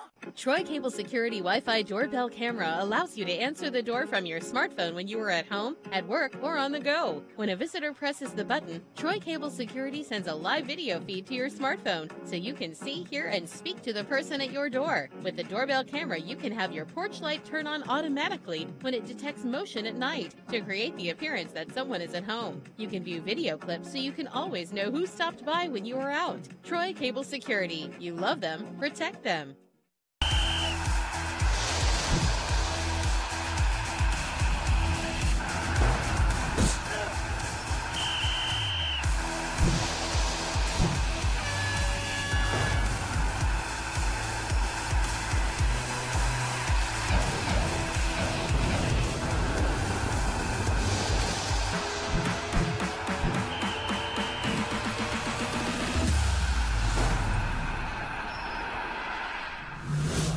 Good evening and welcome to the Gene Allen Show, a review of Pike Liberal Arts football. And Coach Allen, good to see you again on another victorious occasion. It's always good to see you after a win. And of course, a big win it was, a 47-7 victory over a up and coming program, Coach. Yeah, they've got a they've got a good football team, and they've been playing better. And like I said, they took the opening kick straight down the field and scored on us. So. You start worrying a little bit, but, our players reacted really well and, came back and played like we're capable of playing, and it was a big win for us. Of course, Northside Christian out of, is it actually out of Dothan or is it out of Ashford? They're in Dothan. Their school is actually probably just this side, in this side of Dothan, and it's, they're just renting Ashford Field to play at. They've been playing at Westgate, I guess, up there at Northcutt Field or whatever it was, and they've decided to rent Ashford Field and play there, and it's, Probably picking up a lot of students that way, too, though. They probably did. They've got a lot. They dressed about 60 kids. In fact, it's the upcoming program, I would think, in the whole Alabama Independent Schools, Coach. It's really, somebody told me they dressed close to 70 players. They had about 60. About 60 players, and that's a lot for independent school program. And, of course, you win 45-7. You had to feel good, especially after they go down and score. You said, well, we're in for a ball game, but then the next, how many times in a row? 5 or 6 times in a row y'all scored? Well, actually, they took it down and scored, and then we went 3 and out, punted it back to them, and then defense got a stop, and then we took it down and scored 5 times in a row before the half. Yeah. So it made it 35-7 at halftime. Well, I tell you, it was 35-7 at the halftime. What did you do in the second half? Well, we played a lot of kids for one thing. That's always a good thing. That made for a good bus ride home, didn't it? Yeah, it did. And then, but we came out and just tried to work on some stuff the second half, and things worked out good. Got us, Scott Taylor got to kick him a field goal and do some things. So. Well, I tell you this, it's coming right now. We're looking at a victory over Morgan, one over Crenshaw, one over Freeport, Florida. And now one over Northside Christian out of Dothan. And now one of your biggest rivals comes to town, Macon East Montgomery. And of course, we're going to get into that in a few moments. But first of all, did you get out without any injuries? Yeah, we did. We've been very blessed with that so far. We got a couple hurt a couple of weeks ago, but they hadn't missed any action. They've been able to play the whole time, and you know, actually they're getting a little bit better now. So we feel really good about that right now. Other than just typical bumps and bruises you're gonna get. You know, like I said, we played. Our schedule's really been tough, and you know, and 3 games in a row on the road is tough too. So it's going to be home. No question about it, and should be a big crowd at this game, and of course Pike playing very good football. You know, this time a year ago, you had what I thought was a good-looking football team, a big football team. They had a lot of impressive players, but something, you know, we talked about last week. It seems to me like this team might be more athletic. Well, our skill guys, we're not as big, but more athletic. Man. Yeah, we're not as big as we were last year. We graduated some big kids, but you know, these kids are. You know, we felt like all summer long that our skill guys were going to be pretty good, and you know, we still feel like like our skill guys match up with just about anybody we play, and you know, we've been getting better there, and we've been able to run the ball some lately, which is a big plus. Yeah. You know, it kind of takes a little pressure off some other stuff. But and of course, another thing I know you're awfully proud of, and of course I've been around you a long time, and you have been a great role model for kids, an outstanding coach, and a leader among these young kids. But I know you have 2 kids that are playing college football now. How many more? Did I miss out on? It's more than 2, isn't it? You had a linebacker and a big lineman went to college. Well, we've got. Or signed with a college. Yeah, all our Pike Liberal Arts students go to college. We've had 4 or 5 that are playing right now that were playing. We've got Trent. You know, that's playing down in Florida. And we got BJ that signed last year with Harding, and you know, Tyler Hussey didn't sign, but he's playing at Troy. He's playing at Troy now. Like him too. Yeah, he's a good player. We've got several that are out there playing, and you know, hopefully we're gonna get a few more. Yeah, you're developing players, and of course, this game, you know, helps you learn a little bit more about your team. Of course, you knew how well Sykes was playing and how well Hollis was playing offensively. But you found out a lot about some other players. Yeah, we did. You know, Tristan Carter had a couple of big touchdowns for us. Well, he's a player, isn't he, Coach? He's done a really good job for us. Can catch the football. He got really good hands. I have to get on him a little bit sometimes.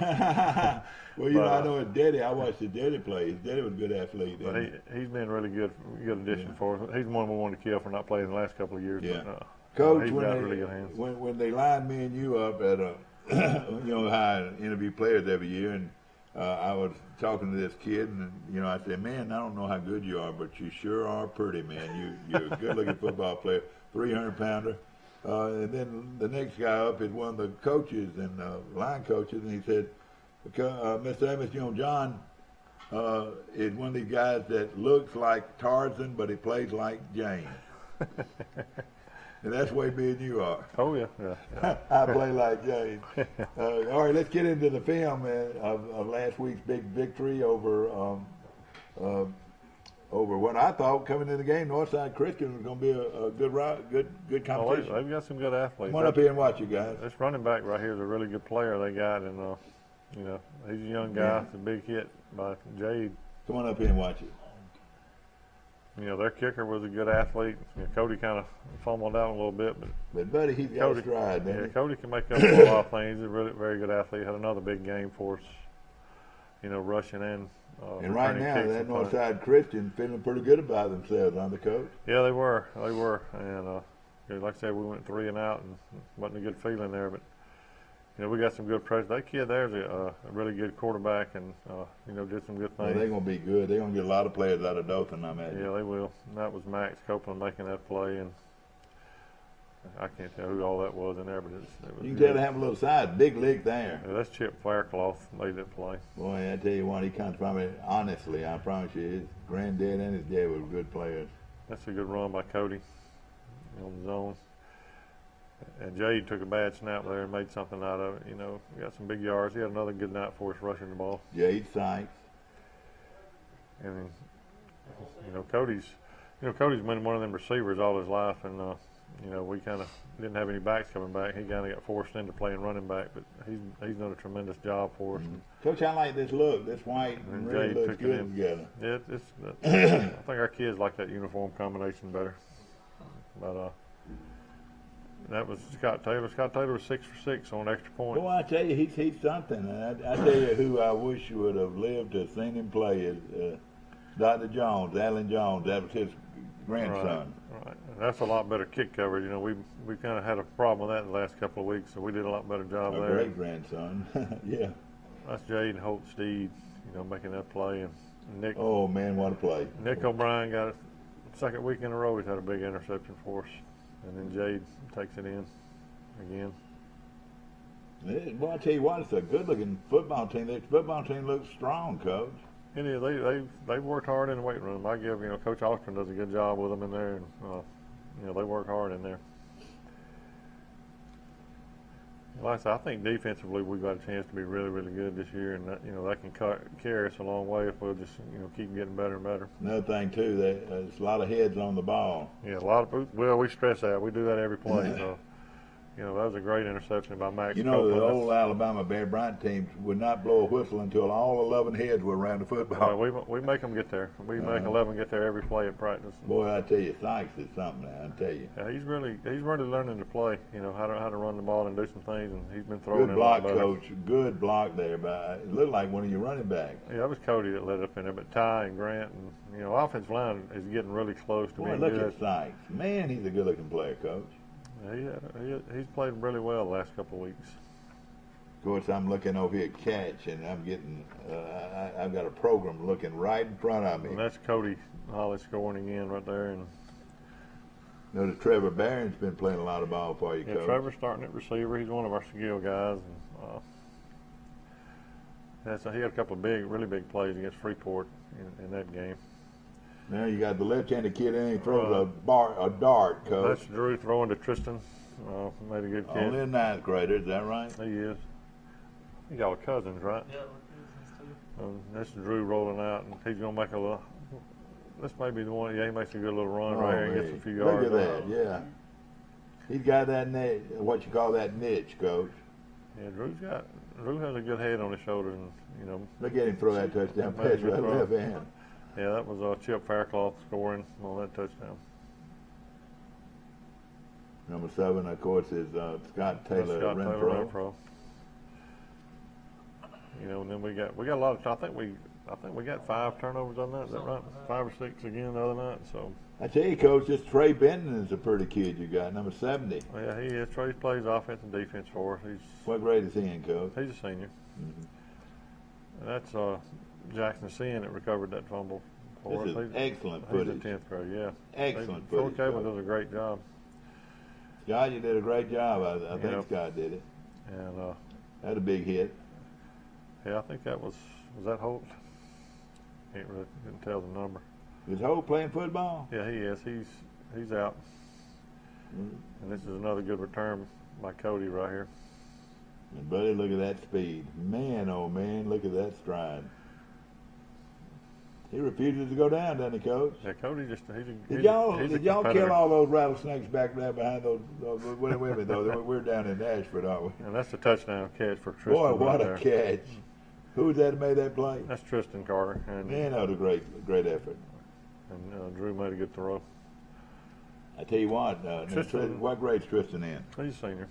I tell you what, he looked good. He had over 100 yards receiving the other night. That's the first receiver we've had over 100 yards. And that's something, yeah. In several years, and which is good. And Drew, had about 150 yards passing. Now, all right, what do you do with Sykes when Drew's at quarterback? Do you put Sykes at a wideout? He plays wideout or running back. Yeah. We put him at both, because, like I said, we don't have a lot of numbers, so we have to try to move around, spread them out. He's not a big kid. He just knows how to play the game. Yeah, that's another catch by Tristan right there. I tell you what, it makes the quarterback feel good that if you'll just throw in here, somebody make a catch. There's Jade running the ball from running back right there. Look at him.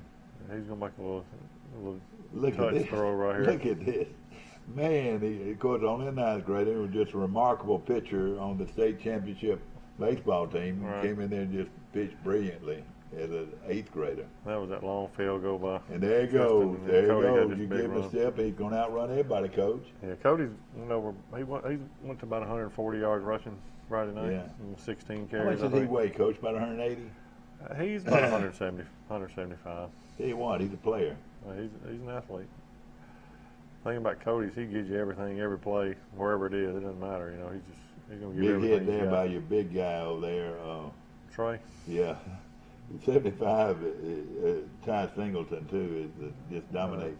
They just run away from him, Ty's a don't big kid. He is. they? He is right there going after That's Ty, all the way Holt, from and his Max, side. and like I said, we do a good job of running to the ball. But, Boy, yeah, what pressure, Coach. What pressure. brought a lot. That's another pretty good run by Cody right there. Coach, I'd take this film home. I'd buy this from Troy Cable if I was you. This is great footage. It really is. And that we're going in the fourth quarter, you're leading 45-7. What happened, Coach? Why couldn't y'all score?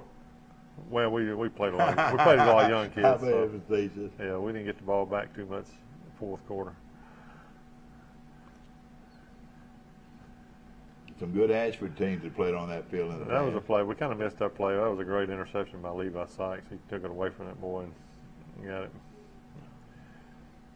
Well, what a That ball was a good game. Big 45-7 victory over Northside Christian. And, Coach, we talked about this earlier, but right now, no serious injuries? No injuries, nothing serious. You know, a couple of sprained ankles and stuff, but that's about it. You know, I always get a kick out of this. These kids that are out for football that have sacrificed so much, and starting with a little young player like Jackson Sin, Nick O'Brien, number 2, Levi Sykes, number 3, Davis Allen, number 4, who's only a junior, Blake Lavender, Drew Nelson, Scott Taylor, Renfro, Cody Hollis, and Jay Sykes. That front line right there is a pretty good bunch of football players. It is. They like I said, like we talked about earlier. You know, our kids work really hard this summer, and they work really hard. Every day trying to get better. And Son, first of all, I've got a little personal question I want to ask. Who does your hair, son? I actually just got a haircut yesterday. Okay, so. I did too.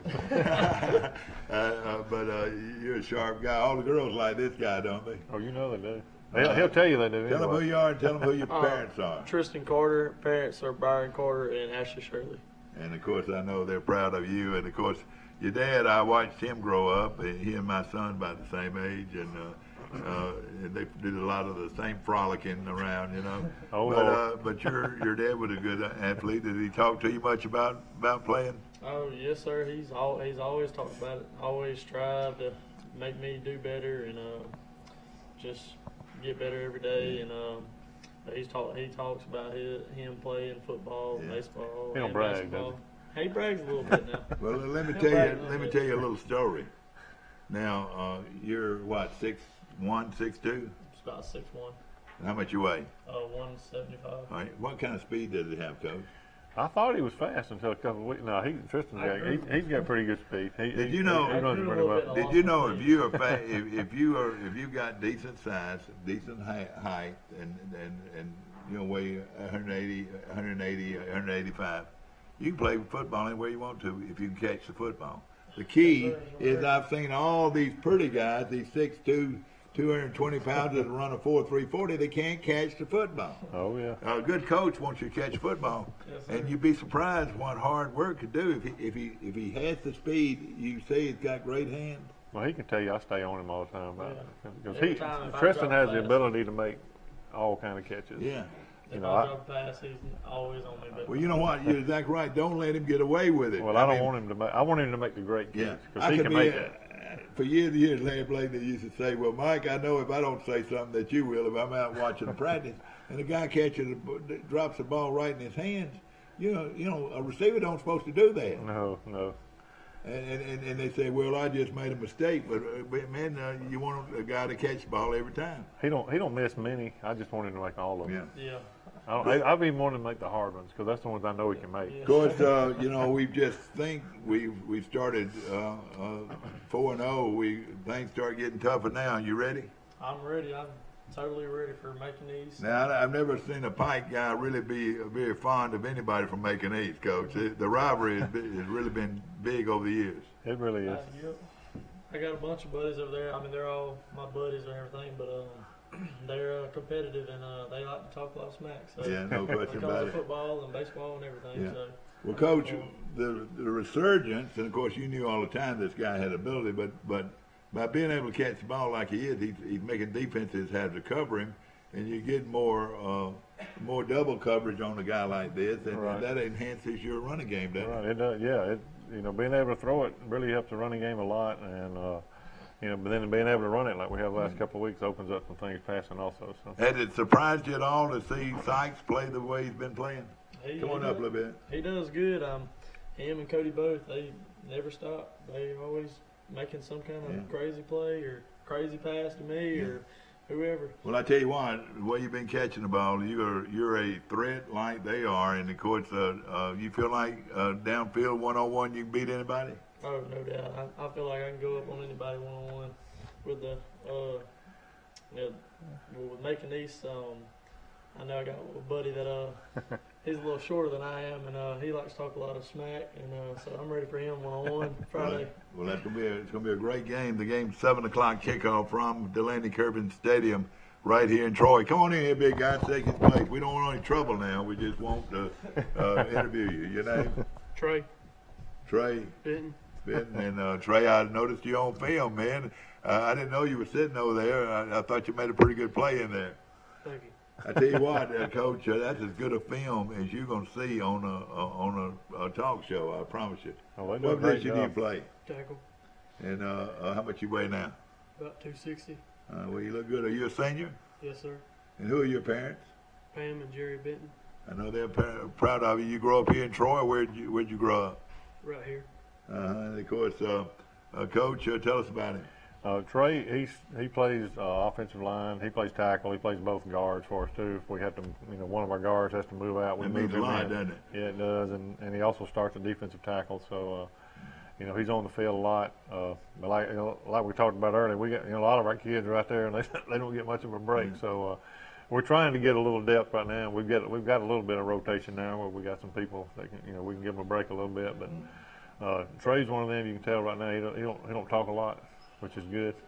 A lot of them talk a lot, but he's a man of few words. But he gives you everything he's got every play, and that's all we ever ask anybody. And he does a great job for us. No question about it. And of course, anybody that can play on both sides in this day and time, as hot as it is out there. What do you think about this weekend? Friday night, Patriot Stadium. Looking forward to it. And of course, they're undefeated too, aren't they, Coach? Yeah, they are. They are. And of course, coached by Lott. Lott. Yeah, and I've known him ever since he was a kid, and he's been there. I reckon as long as the school's been there, hasn't he? I think so. He's been there as long as I've known. So he's been there a while. Lynn Lott, of course. You got him ready? Yes, sir. You gonna be a leader? I reckon. You're gonna come off the ball, and before long, you're gonna have somebody gonna hit you back. You know what I mean? Y'all been hitting folks in the mouth, but this week you might have somebody that might want to try to hit you back. You ready? Yes, sir. All right, man. We appreciate y'all coming on the show. What do you think about this guy right here? I love him. That's what I love to hear. And you'll play hard for him too, won't you? Yes, sir. If he told you to clean out the back end of his truck before he leaves today, would you do it for him? I would. He probably wouldn't if he looked in it. I live in my truck, How about you? What do you think about this guy? I love him to death. He's been my coach since I've been to Pike, and love him to death. I do. You know what I like about him? He doesn't have to raise his voice if he don't want to. Yeah, he don't have to. And he doesn't have to be profane if he doesn't want to either. Isn't that right? You know what to do when he starts talking. Let's don't get too. Do you feel he's been a good role model? Oh, no doubt, yes, sir. Well, I tell you what, glad to have you guys on there. We wish you the best of luck. It's going to be a big one. Yes, Want y'all to come back with a win this next week. Yes, sir. Thank you for showing up. Appreciate it. Got to. And of course, ladies and gentlemen, our show is brought to you by First National Bank of Troy Brundage, and the Ramages have been a part of that bank since 1904 when Mr. Jim Ramage started that bank, and they've been going strong ever since. And of course, John Ramage, I don't know if you could find an individual more supportive of your program. John does a lot for every program in our school. He just does he bleeds Pike Lib, and he Sure wants you to does. do well at everything you do. Now he'll be the first one when you lose to come up and let you know too. So, but no, he's great. John's a great guy. Well, no question about it. And again, we appreciate First National Bank of Troy Brundage being one of our sponsors tonight, and of course supporting Pike Liberal Arts. Coach, you got a lot of outstanding people. You got a marching band that's going to be performing. You got a great cheerleader group. I think for the four consecutive years, they have been the state champion of cheerleading in Alabama in that independent school. Yeah, it's probably a little bit more now. I think 5 or 6. Yeah, well, I don't know. I know it's every year just about they do. But it is cheerleader you, Coach. If you want to call it that. Take a lot of pride in there. They've done a great job, and their supporters have supported them. And of course, the band is getting bigger and better every week. And I know you're proud that these guys are supporting you like they are. Yeah, they are. Miss Ford does a great job with them, and like you said, they keep growing and getting better and better each year. Yeah. Chip Faircloth's number 11 coach, number 12 Zane Shavers, number 13 Bryant Hussey, number 15 Tristan Carter, number 18 Lewis Brooks, number 20 Trevor Barron, number 22 Jaden Jordan, number 50 Jaquavian Johnson, and number 54 Max Copeland. How many tackles did he make this week? Max was he was in double digits again. He was around 12 again.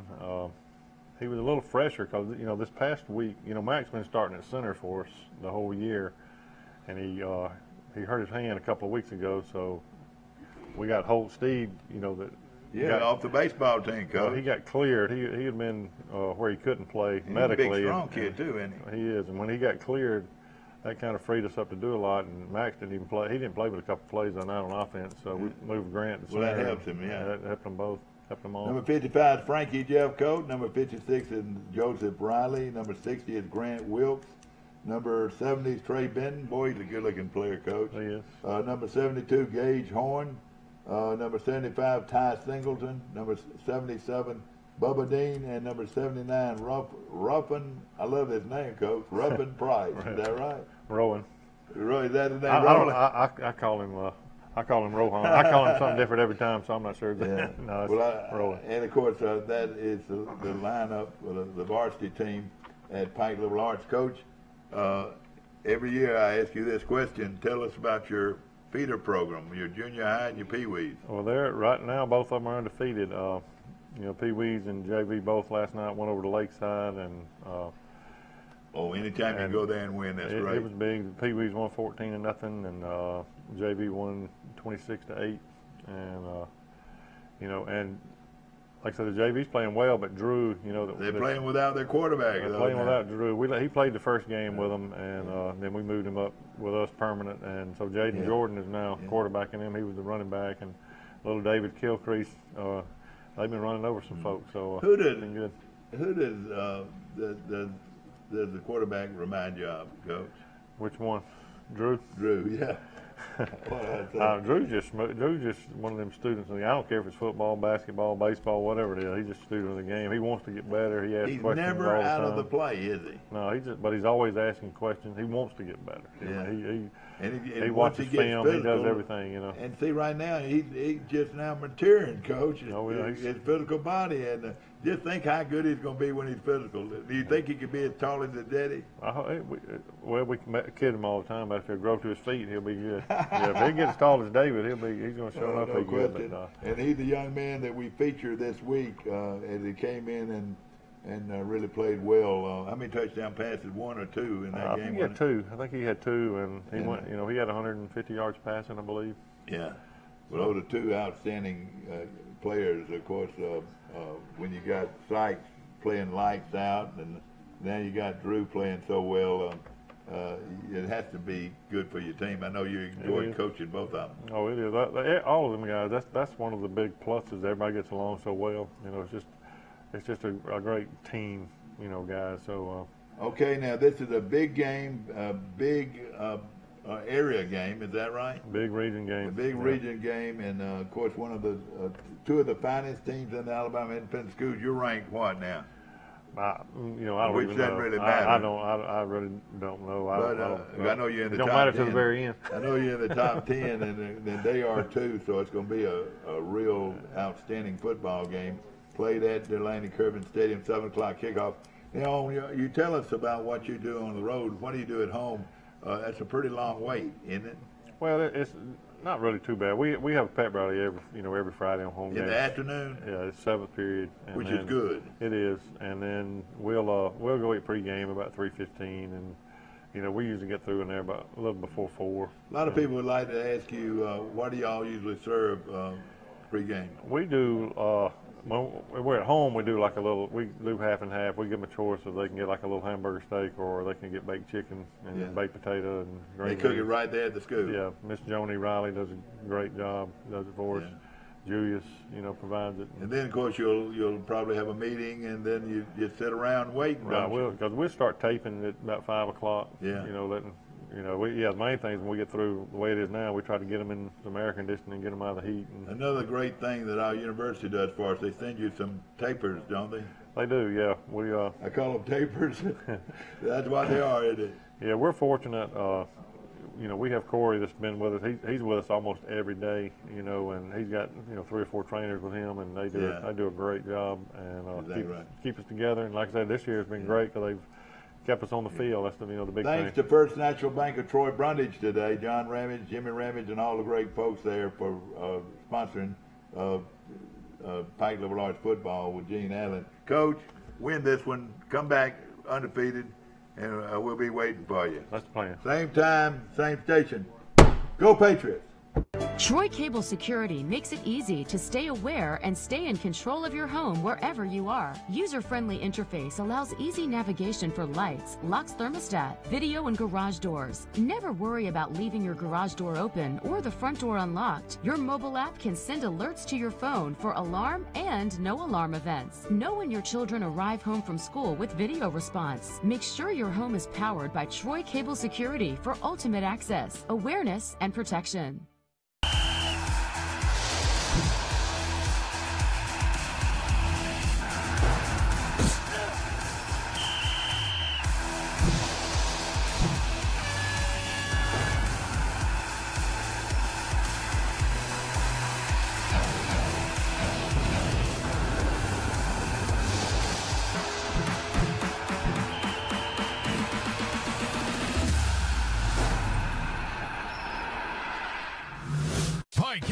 Your hometown dealer now under new management. To kick off the summer sales event, you pay what we pay. That's right, folks. Only at Pike County Ford can you get the same discount as Pike County Ford employees. You pay what we pay. Only at Pike County Ford, your hometown dealer. Troy Cable Security Wi-Fi doorbell camera allows you to answer the door from your smartphone when you are at home, at work, or on the go. When a visitor presses the button, Troy Cable Security sends a live video feed to your smartphone so you can see, hear, and speak to the person at your door. With the doorbell camera, you can have your porch light turn on automatically when it detects motion at night to create the appearance that someone is at home. You can view video clips so you can always know who stopped by when you are out. Troy Cable Security. You love them, protect them. Here's some Napa know-how for you. Your local Napa Auto Parts store in Troy is under new ownership with an all-new fully stocked store. Big deal, you say? Big deal, we say. Like the ownership, the store has a new look, too. We're still delivering the same Napa quality and know-how, but we've increased our inventory and are committed to helping you find the parts you need when you need them. So come check us out. We've got the right part at the right price at the right time. Know-how, Napa know-how. Troy Cable Security makes it easy to stay aware and stay in control of your home wherever you are. User-friendly interface allows easy navigation for lights, locks thermostat, video and garage doors. Never worry about leaving your garage door open or the front door unlocked. Your mobile app can send alerts to your phone for alarm and no alarm events. Know when your children arrive home from school with video response. Make sure your home is powered by Troy Cable Security for ultimate access, awareness, and protection. Good afternoon, ladies and gentlemen, and welcome to Arrington High School Football Review with Coach Stephen Kilcrease. And Coach, what a heartbreaker. Lost to Geneva County High School, and are we going to let him speak tonight or what? Chuck Dunn's with us tonight. And ladies and gentlemen, what a heartbreaker. And I'll just let you tell us what happened, Steve. Well, we jumped on them, 22-0 in the first quarter, and that's you were feeling so good, I'm sure. We were. We felt good, and we were moving the ball, and we were stopping them, and we got the ball back with a chance to go, to go up, and really, I don't know, we relaxed. I take full responsibility for it. It wasn't one phase of the game that hurt us. We had a lot of mental breakdowns on offense, penalties, bad snaps, and give them credit. They kept the ball over on their hash, and and they ran at us, and we weren't in position on defense, and we gave up. They hurt us, and again though, we gave up the 36, but we had 4 plays, Mr. Mike, where we were third or fourth in 3 or less. Mm-hmm. Last year, I don't recall getting stopped on that situation, and we got stopped, all 4 of them. So, I mean, you do that, that's 3 different possessions there. 2 of them are on 1 possession. 3 different possessions there. We extend the game, we extend it, the drive, and are able to punch that in, and it's a different ball game. But again, of course, at one time, being down 22-0, there were a few times where later on in the ball game where those guys from Geneva County High School of Hartford started thinking they could pull this thing out. And if you get a team that's played hard to think they can win, it makes it pretty tough. That's right. And everybody talks about momentum. And I hear people say, there's not really, but there is. I mean, we had all the momentum in the world early on, but once you get on the other end of that, and things start going a different direction, especially at a school our size where you got pretty much the same guys playing on both sides of the ball, and it's just sort of steamrolled. And and another thing too, Coach, you led 22-0 early in the game, then in the first quarter. Okay, all right.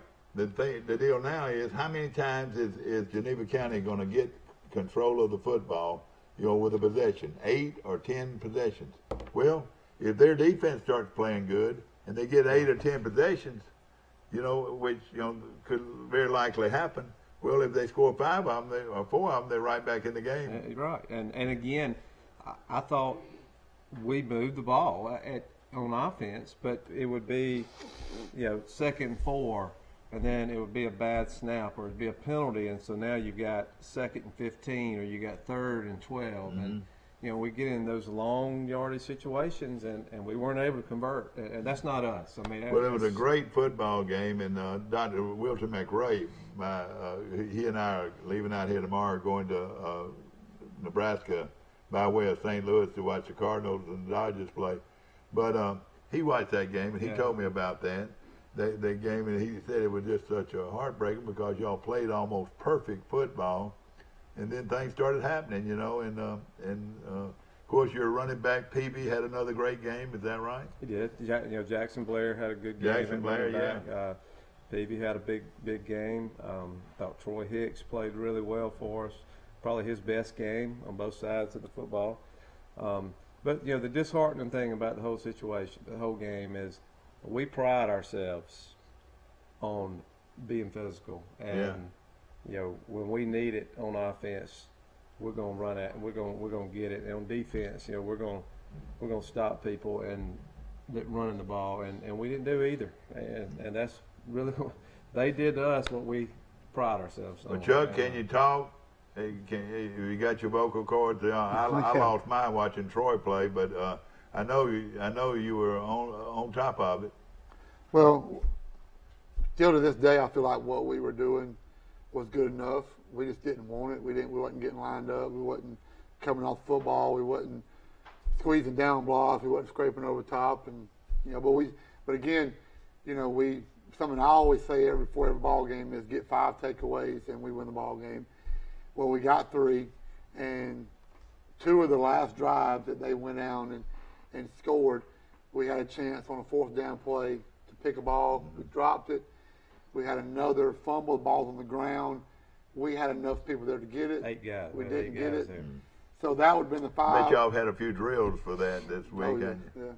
Yeah, sure. So we had plenty of chances to win the ball game as bad as we played after the first quarter. But, first quarter, our kid. But again, like he said. But you know what? It was 2 bands of country boys. I mean, really, good old country boys. Geneva County, Hartford, one of the great farmlands of this country, and the same way in your neck of the woods. And it was a heck of a game. If you were watching the game and you didn't have a favorite, it was a heck of a game to watch, wasn't it? But it wasn't for us. It wasn't for us. Right. Yeah. But they wanted it. I give them credit. They wanted it from the second half on. They wanted it but more than our guys did, and that's them. And they're purple and gold just like y'all, are they? A little bit. They're more like purple. Yeah, more Kansas State. Yeah, silver look. Yeah. Right.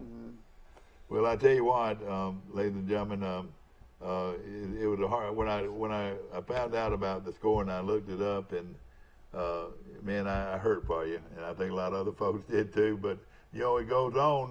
That was an area game too, wasn't it? It was. So we've dug ourselves a hole, and honestly, they've got a good team, and Coach Stripling and his coach staff did a great job, and they'll be. But we feel like our region is good enough. We've got a chance to still win the region. Yeah. And, talking about Coach Stripling, he used to be at New Brockton, didn't he? He did. Yeah, and Buddy, and I said that is one of the hard-nosed coaches around, and Buddy. One thing you knew it was going to be a physical battle. Yeah, he had some good teams at New Brockton, yeah. And what he's doing now is what he did later in his years. Mm-hmm. To me, when I watched him play, and like he said again, give 100% credit to him. But our guys still had a chance. But we Monday was back to practice, and sure. We both feel like we've had a good week and I think our boys are ready to get this taste out of their mouths Friday. Let's go to the film, ladies and gentlemen. Heartbreaking loss. We were out of position, but we still were chasing the football. And good tackle by Troy Hicks right there. 2nd and 9. This is at your place too, Arrington High yes. School. That was Troy Hicks again, the one coach was talking about it. Good play here by Landon Thrash, Bryce Peavy. Here, what we want. We get a takeaway, and now Coach got them guys short field to go score. That's what we want to do. Now, Peavy, Coach, tell us a little bit about him. What number is he? He's number 5. This is actually where this is early in the game. We felt like we had a shot, and I thought we underthrew it a little bit. That was Daniel Hicks there. He didn't call in, or he did call in. He did call interference there. And then I think Jackson bust one here for the first score of the game. Harry Blair's grandson right there. That's right. Yeah, he ran the ball hard, and I watched him grow up. And our line, I thought our line did a good job. Well, this is a unique lineup right here, Coach. What are y'all daring them to do? Not covers. Yeah. Too many on the left. Yeah, and we end up the second touchdown. Peavy, it's sort of on him. He feels like we've got the numbers out here. He's going to take it. And the second touchdown, he does, and that's where you got the 29 from. So you kicking a field goal here. Kicking an extra point here. And, an extra point, I'm sorry. This is Jared Romero. He did a good job. Looks he's like really been really good all year. Yeah, Jared came to us back in January and said, I want to play football. And he's never played before. Isn't that amazing? Great boy. Played but soccer. He learned how to soccer. He grew up playing in Ozark. And they're kickers all over every place that have never been found that could be good kickers that play soccer. Boy, y'all had another big crowd, Coach. Everybody in town, they locked the doors. let's say you had 4 stores robbed and what else? Because the policemen were at the game. Is that right? I'm cutting You out. see that gymnasium, Mr. Mike? Yeah, beautiful. Being built over here, so it sort of takes away our practice field for right now this year. Good play, Rod Jackson, right here. Missed tackle though, but that's PV on the tackle, number 5. Big, strong running back, that number 5. Yeah. Man, look at this guy. This is another guy. We end up our corner ends up taking the ball from him. Yeah. And now technically it should have been our ball at the 50, but they gave it to him. He was on the ground, got up, and we went right to Peavy here. I think first play. Quarterback did a great job looking off the safety, and we had a big mismatch there. And they swapped. They moved 50 off of him. Now, was Peavy a local kid that he is. His dad was quarterback down there in the mid-90s. His uncle was a quarterback down there. Isn't that unreal? That's where it is down there. A lot of oneness in it. Right. So you his take early granddad, does a lot of stuff for us, working, weed, doing all kind of things. So yeah, he took that on himself there and was able to get it. Yeah, we're most of the time bring him over. Yeah, Get him over, but that particular one. So it's early in the game, 13-0. Well, it's actually 15. They just changed. Oh, 15 now. There. And who are your linebackers here, Coach? Blake Carroll and number 10, and Jackson number 44. Both soft. Good play by Landon Thrash right there, just a 10th grader, number 18. I'll tell you what, you can watch it. Look how they line up. They know what they're doing out there. This is a big play. Troy's in good position here. That was, I believe, a 4th down play right there. Yeah, that was 4th down. And here, this is a second and long situation. It's a great catch, great throw here by Maddox and Daniel Hicks bringing it down there. Your quarterback's left-handed, isn't he? He is. I bet he's a good pitcher in baseball too, isn't he? He can throw it. Troy Hicks down here on a little, we call it smoke screen. We didn't do a good job blocking the corner, but he broke a tackle and took it in. That was a big play. Way behind the line, Coach. Way behind the ball. And that was actually them hitting us. And, so it was. Yeah. Good job right here, Keanu Wiggins, Daniel. And you're up right now, 22-0. 22-0, right. A lot of pressure. And we're doing a good job here getting at the football, which what we got, we didn't do, continue doing. Good tackle right here by Daniel, number 30. Daniel is one of those, got to be able to play 4 quarters, and he doesn't come off the field very much. That's a great play by number 5 right there, running that running back down. Peavy a senior? He is. How big is he, Coach? 6'2", 200. Oh man. We say here we get a first down here. We get a hold. We get we're a little lazy out there. Don't move our feet. And that was big. We were 22-0 there with a first down there, and then it brings it back. It's 3rd and 20. And poor tackling right here. This is not us. We take pride in being better tacklers than this. Jackson right here on a missed tackle, corner on a missed tackle. Safety's got to come up. Yeah. Right now, at this point here, Mr. Mike, we're not doing the things that makes us good, and that's what's a little frustrating for us. You look like 2 very evenly matched teams. Physically, the way they look physically. They've got a good football team. This is a 4th down. This was a big play. Now he looked like he was going to run from the very beginning. Well, I think he sort of panicked a little bit. He's got time to get rid of that, and he's trying to make a play. They're just running down a throat right here. Fumbled the end zone. We didn't get it. Had another chance right there to get the ball, and we didn't get it. All right, this right before the half? This is, and I believe this may be the last play of the half, if I'm not mistaken. Yeah, it's quarterback ISO, just trying to run the clock out and get to halftime and regroup. And again, we're up 22-14, and we're going to come out and score pretty quick in the second half. And again, we've got holes in there. I think this may be it here. No, it's little bit. Again, Jackson's running, he's a hard runner, very hard runner, hard to bring down, runs the ball really well between the tackles. What grade's he in, Coach? He's a junior. And this is, this is actually a run call, and quarterback checked off and threw it to Peavy. They had a cushion on him, and he's just an athlete. And, I tell you, this Herring kid's a good-looking athletic quarterback too. That was big. It was a big answer. And you're still up by 2 touchdowns. Right. Go up by 15 again, and really and truly, it just goes south from there.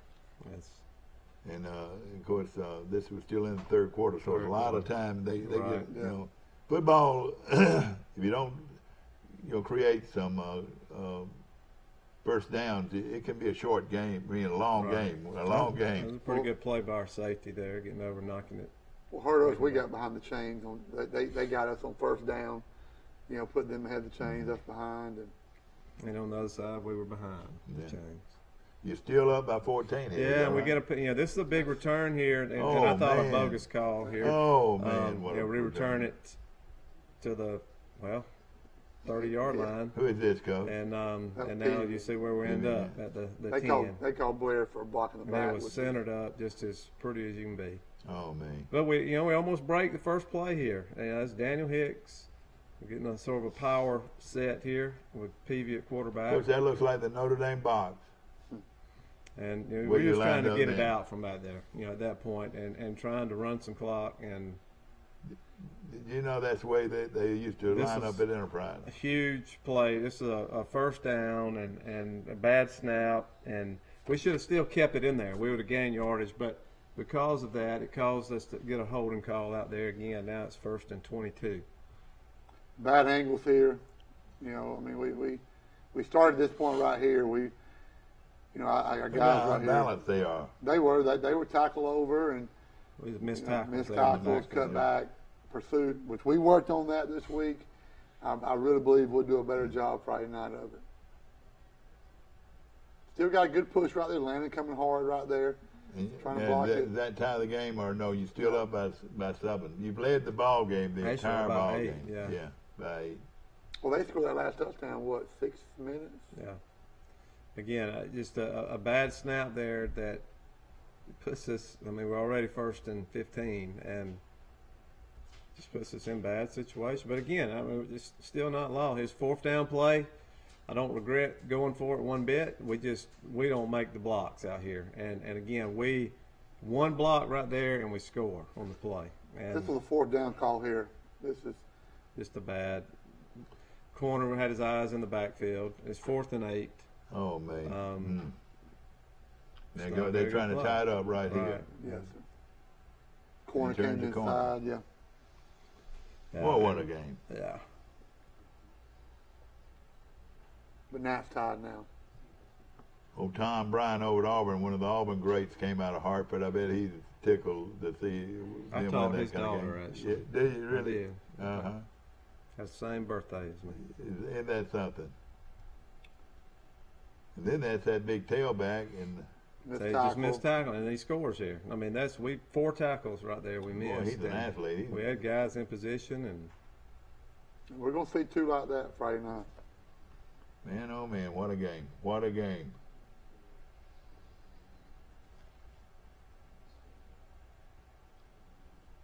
We have a guy here, and we miss him. He slows up, and we got to hopefully come up with a big play. He made several big plays in the game. 3rd down, we jump off sides. Was actually 4th. That was 4th down. 4th down, yeah. And that's the old ball game, 36-29. And but Coach, as tough as that was, do you feel like you can have some positive things? We've had a good practice, Mr. Mike, and we've got a good group. Yeah, we're dependent on some young kids in some places, but we feel like they're going to respond. It would shock me if they don't. Mm-hmm. And they have this week in practice. We've gotten after them, and it's been a tough physical week of practice. And were y'all in pads today? We didn't today. We were in shells today. Yeah. But do y'all hit on Tuesday? Yes, sir. We're Monday and Tuesday, and you know, some teams, you know, they don't hit the rest of the season. Well, you know, last last year year they're gonna hurt somebody. Last year, and we were very thin last year, and we're thin this year in positions, but we went full pads 2 days last year, and the rest of it was shit. But that group was able to do it, and you know, every group's different. Not saying this group can't, but you know, I felt like Monday, Tuesday, we need to be full pads, and let's get after each other and get better. And we were able to do that. We were able to do a lot of half. Well, everything was there. Like I said the other day, you had a great crowd, a great ball game. Everybody's excited, but you know the game is 48 minutes long. That's right. And of course, Chuck, what are your feelings? What do you feel like y'all got to do this week? Well, the things that we say every week, we got to tackle better.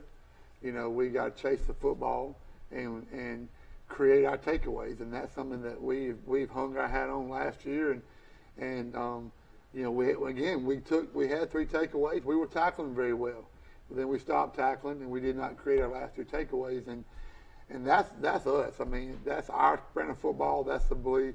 You know, what I believe in, he believes in. Bill Clark taught me to chase the football and be great tacklers. Sure. Get a lot of heads around the ball. And our guys can do that. You know, and that's probably what was my frustration, and was we stopped doing it after that halftime break. But again, I really believe, like he said, these guys are great boys that, again, it shocked me too if we don't come out and do those things, you know, that I talked about. Appreciate Trojan Auto Parts being the prime sponsor of Purple Cat football, and I love that nickname, Coach. And the one and only. Exactly, no question about it. Now tell us who you got this week. We've got Houston County. And they're playing well right now. They are. They had a big win over Delville last week. Surprised me. Actually, it was similar to our game. They jumped up. They were up, I think, 36-7 at one time. Oh, man. And this thing ends up 39-36. So it was they had a barn burner there.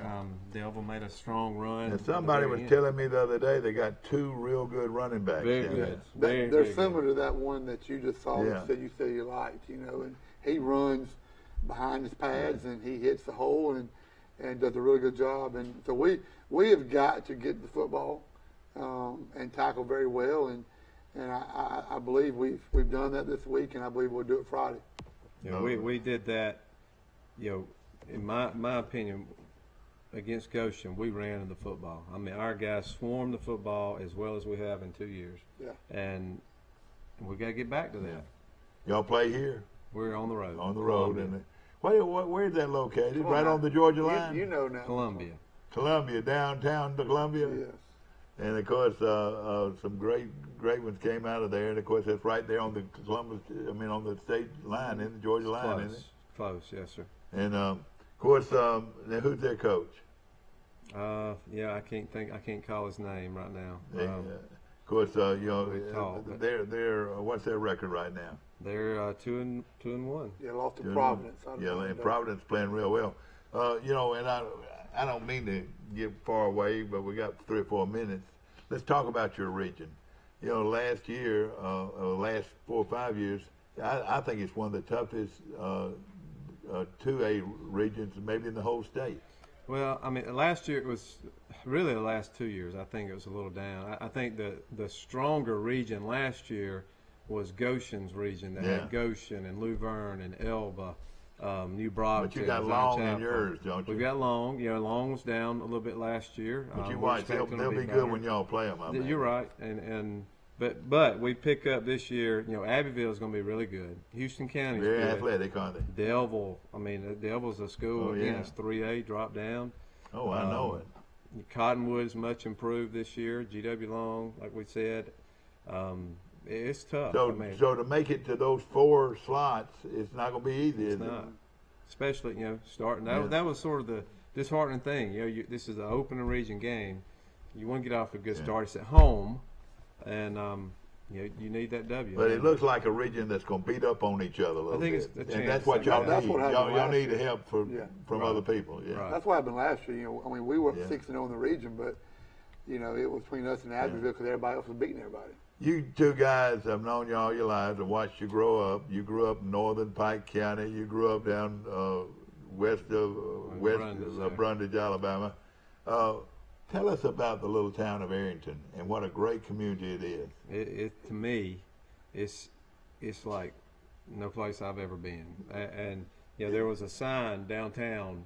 It's down now, but it says "Small Town, Big Heart." Exactly. And that's the feel of it. You know, the you said it earlier. When we're playing, and it doesn't matter, football, volleyball, basketball, baseball.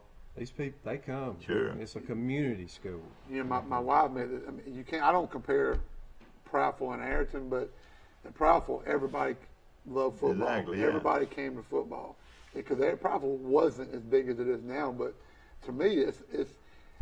I don't mean to compare, but it is. I mean, Prattville, there'd be 10,000 people there. Yeah. But at Arrington, everybody that can be there. Exactly, no question about it. And of course, if they're not going to the ball game, where are you going? You're not going to Dothan to eat supper. You're going to the ball game. But it is a oneness place. You know, I say the same thing about Goshen, and I say this. I'm sure down at Long and Skipperville, I call it country boys, bunch of country boys playing each other. But boy, what competitive kids they are today. They're great kids. What I like about it is the kids. You know, they're all together. I mean, no matter if they play this sport or this sport, we don't have separation that much. You know, I mean, you stand at break area, and all our kids are together. You know, and that's what's it's fun. A bunch of good kids. It's like tomorrow, we've got the big volleyball game. Yeah. Our gym will be packed. Our football guys will be at that. For a volleyball game, it'll be standing room. That's on. wonderful. And of course, next week, I hope you'll come in here with a big win. It's not going to be easy. It's not a time that you go out against any of these teams that y'all are playing. We don't have an easy game. It's not an easy on the schedule. Yeah. We really don't. But you're having fun, aren't you? You two guys, y'all are definitely having fun. We're making an offensive coach out of him. Listen, before I forget, don't forget to hide the chickens here. They're gone right now. They're gone. Well, how does it feel now to have no chickens in the nest? My full attention to football and. All right, you clean out the barns, is that right? That's right. The chicken houses. Get them ready. The work doesn't stop, but it's just I don't have to worry about midnight. What I don't understand is 40 years ago, Garner Dunn didn't have chickens going out for as long as this one does. Hey, he won't have chickens for a month, you know. Yeah. The thing my daddy, they just turned them right over. That's back right. in the day. That's right. You know, so. No question about it. Again, tough luck on the loss, but let me tell you this. Those kids are being coached by two of the finest young people I know, or men that I know. You're great role models. I know Christianity is mentioned and taught in your ranks. Hey, there's not a kid there who won't bow his head in a second. Isn't that right? That's true. That's right. Hope that you've enjoyed our show, ladies and gentlemen, of Arrington High School football, brought to you by Trojan Auto Parts. You know that guy pretty well, don't you? I do. He's a great one. And of course, we appreciate you very much. And ladies and gentlemen, let's get behind the Arrington Purple Cats. Go Purple Cats!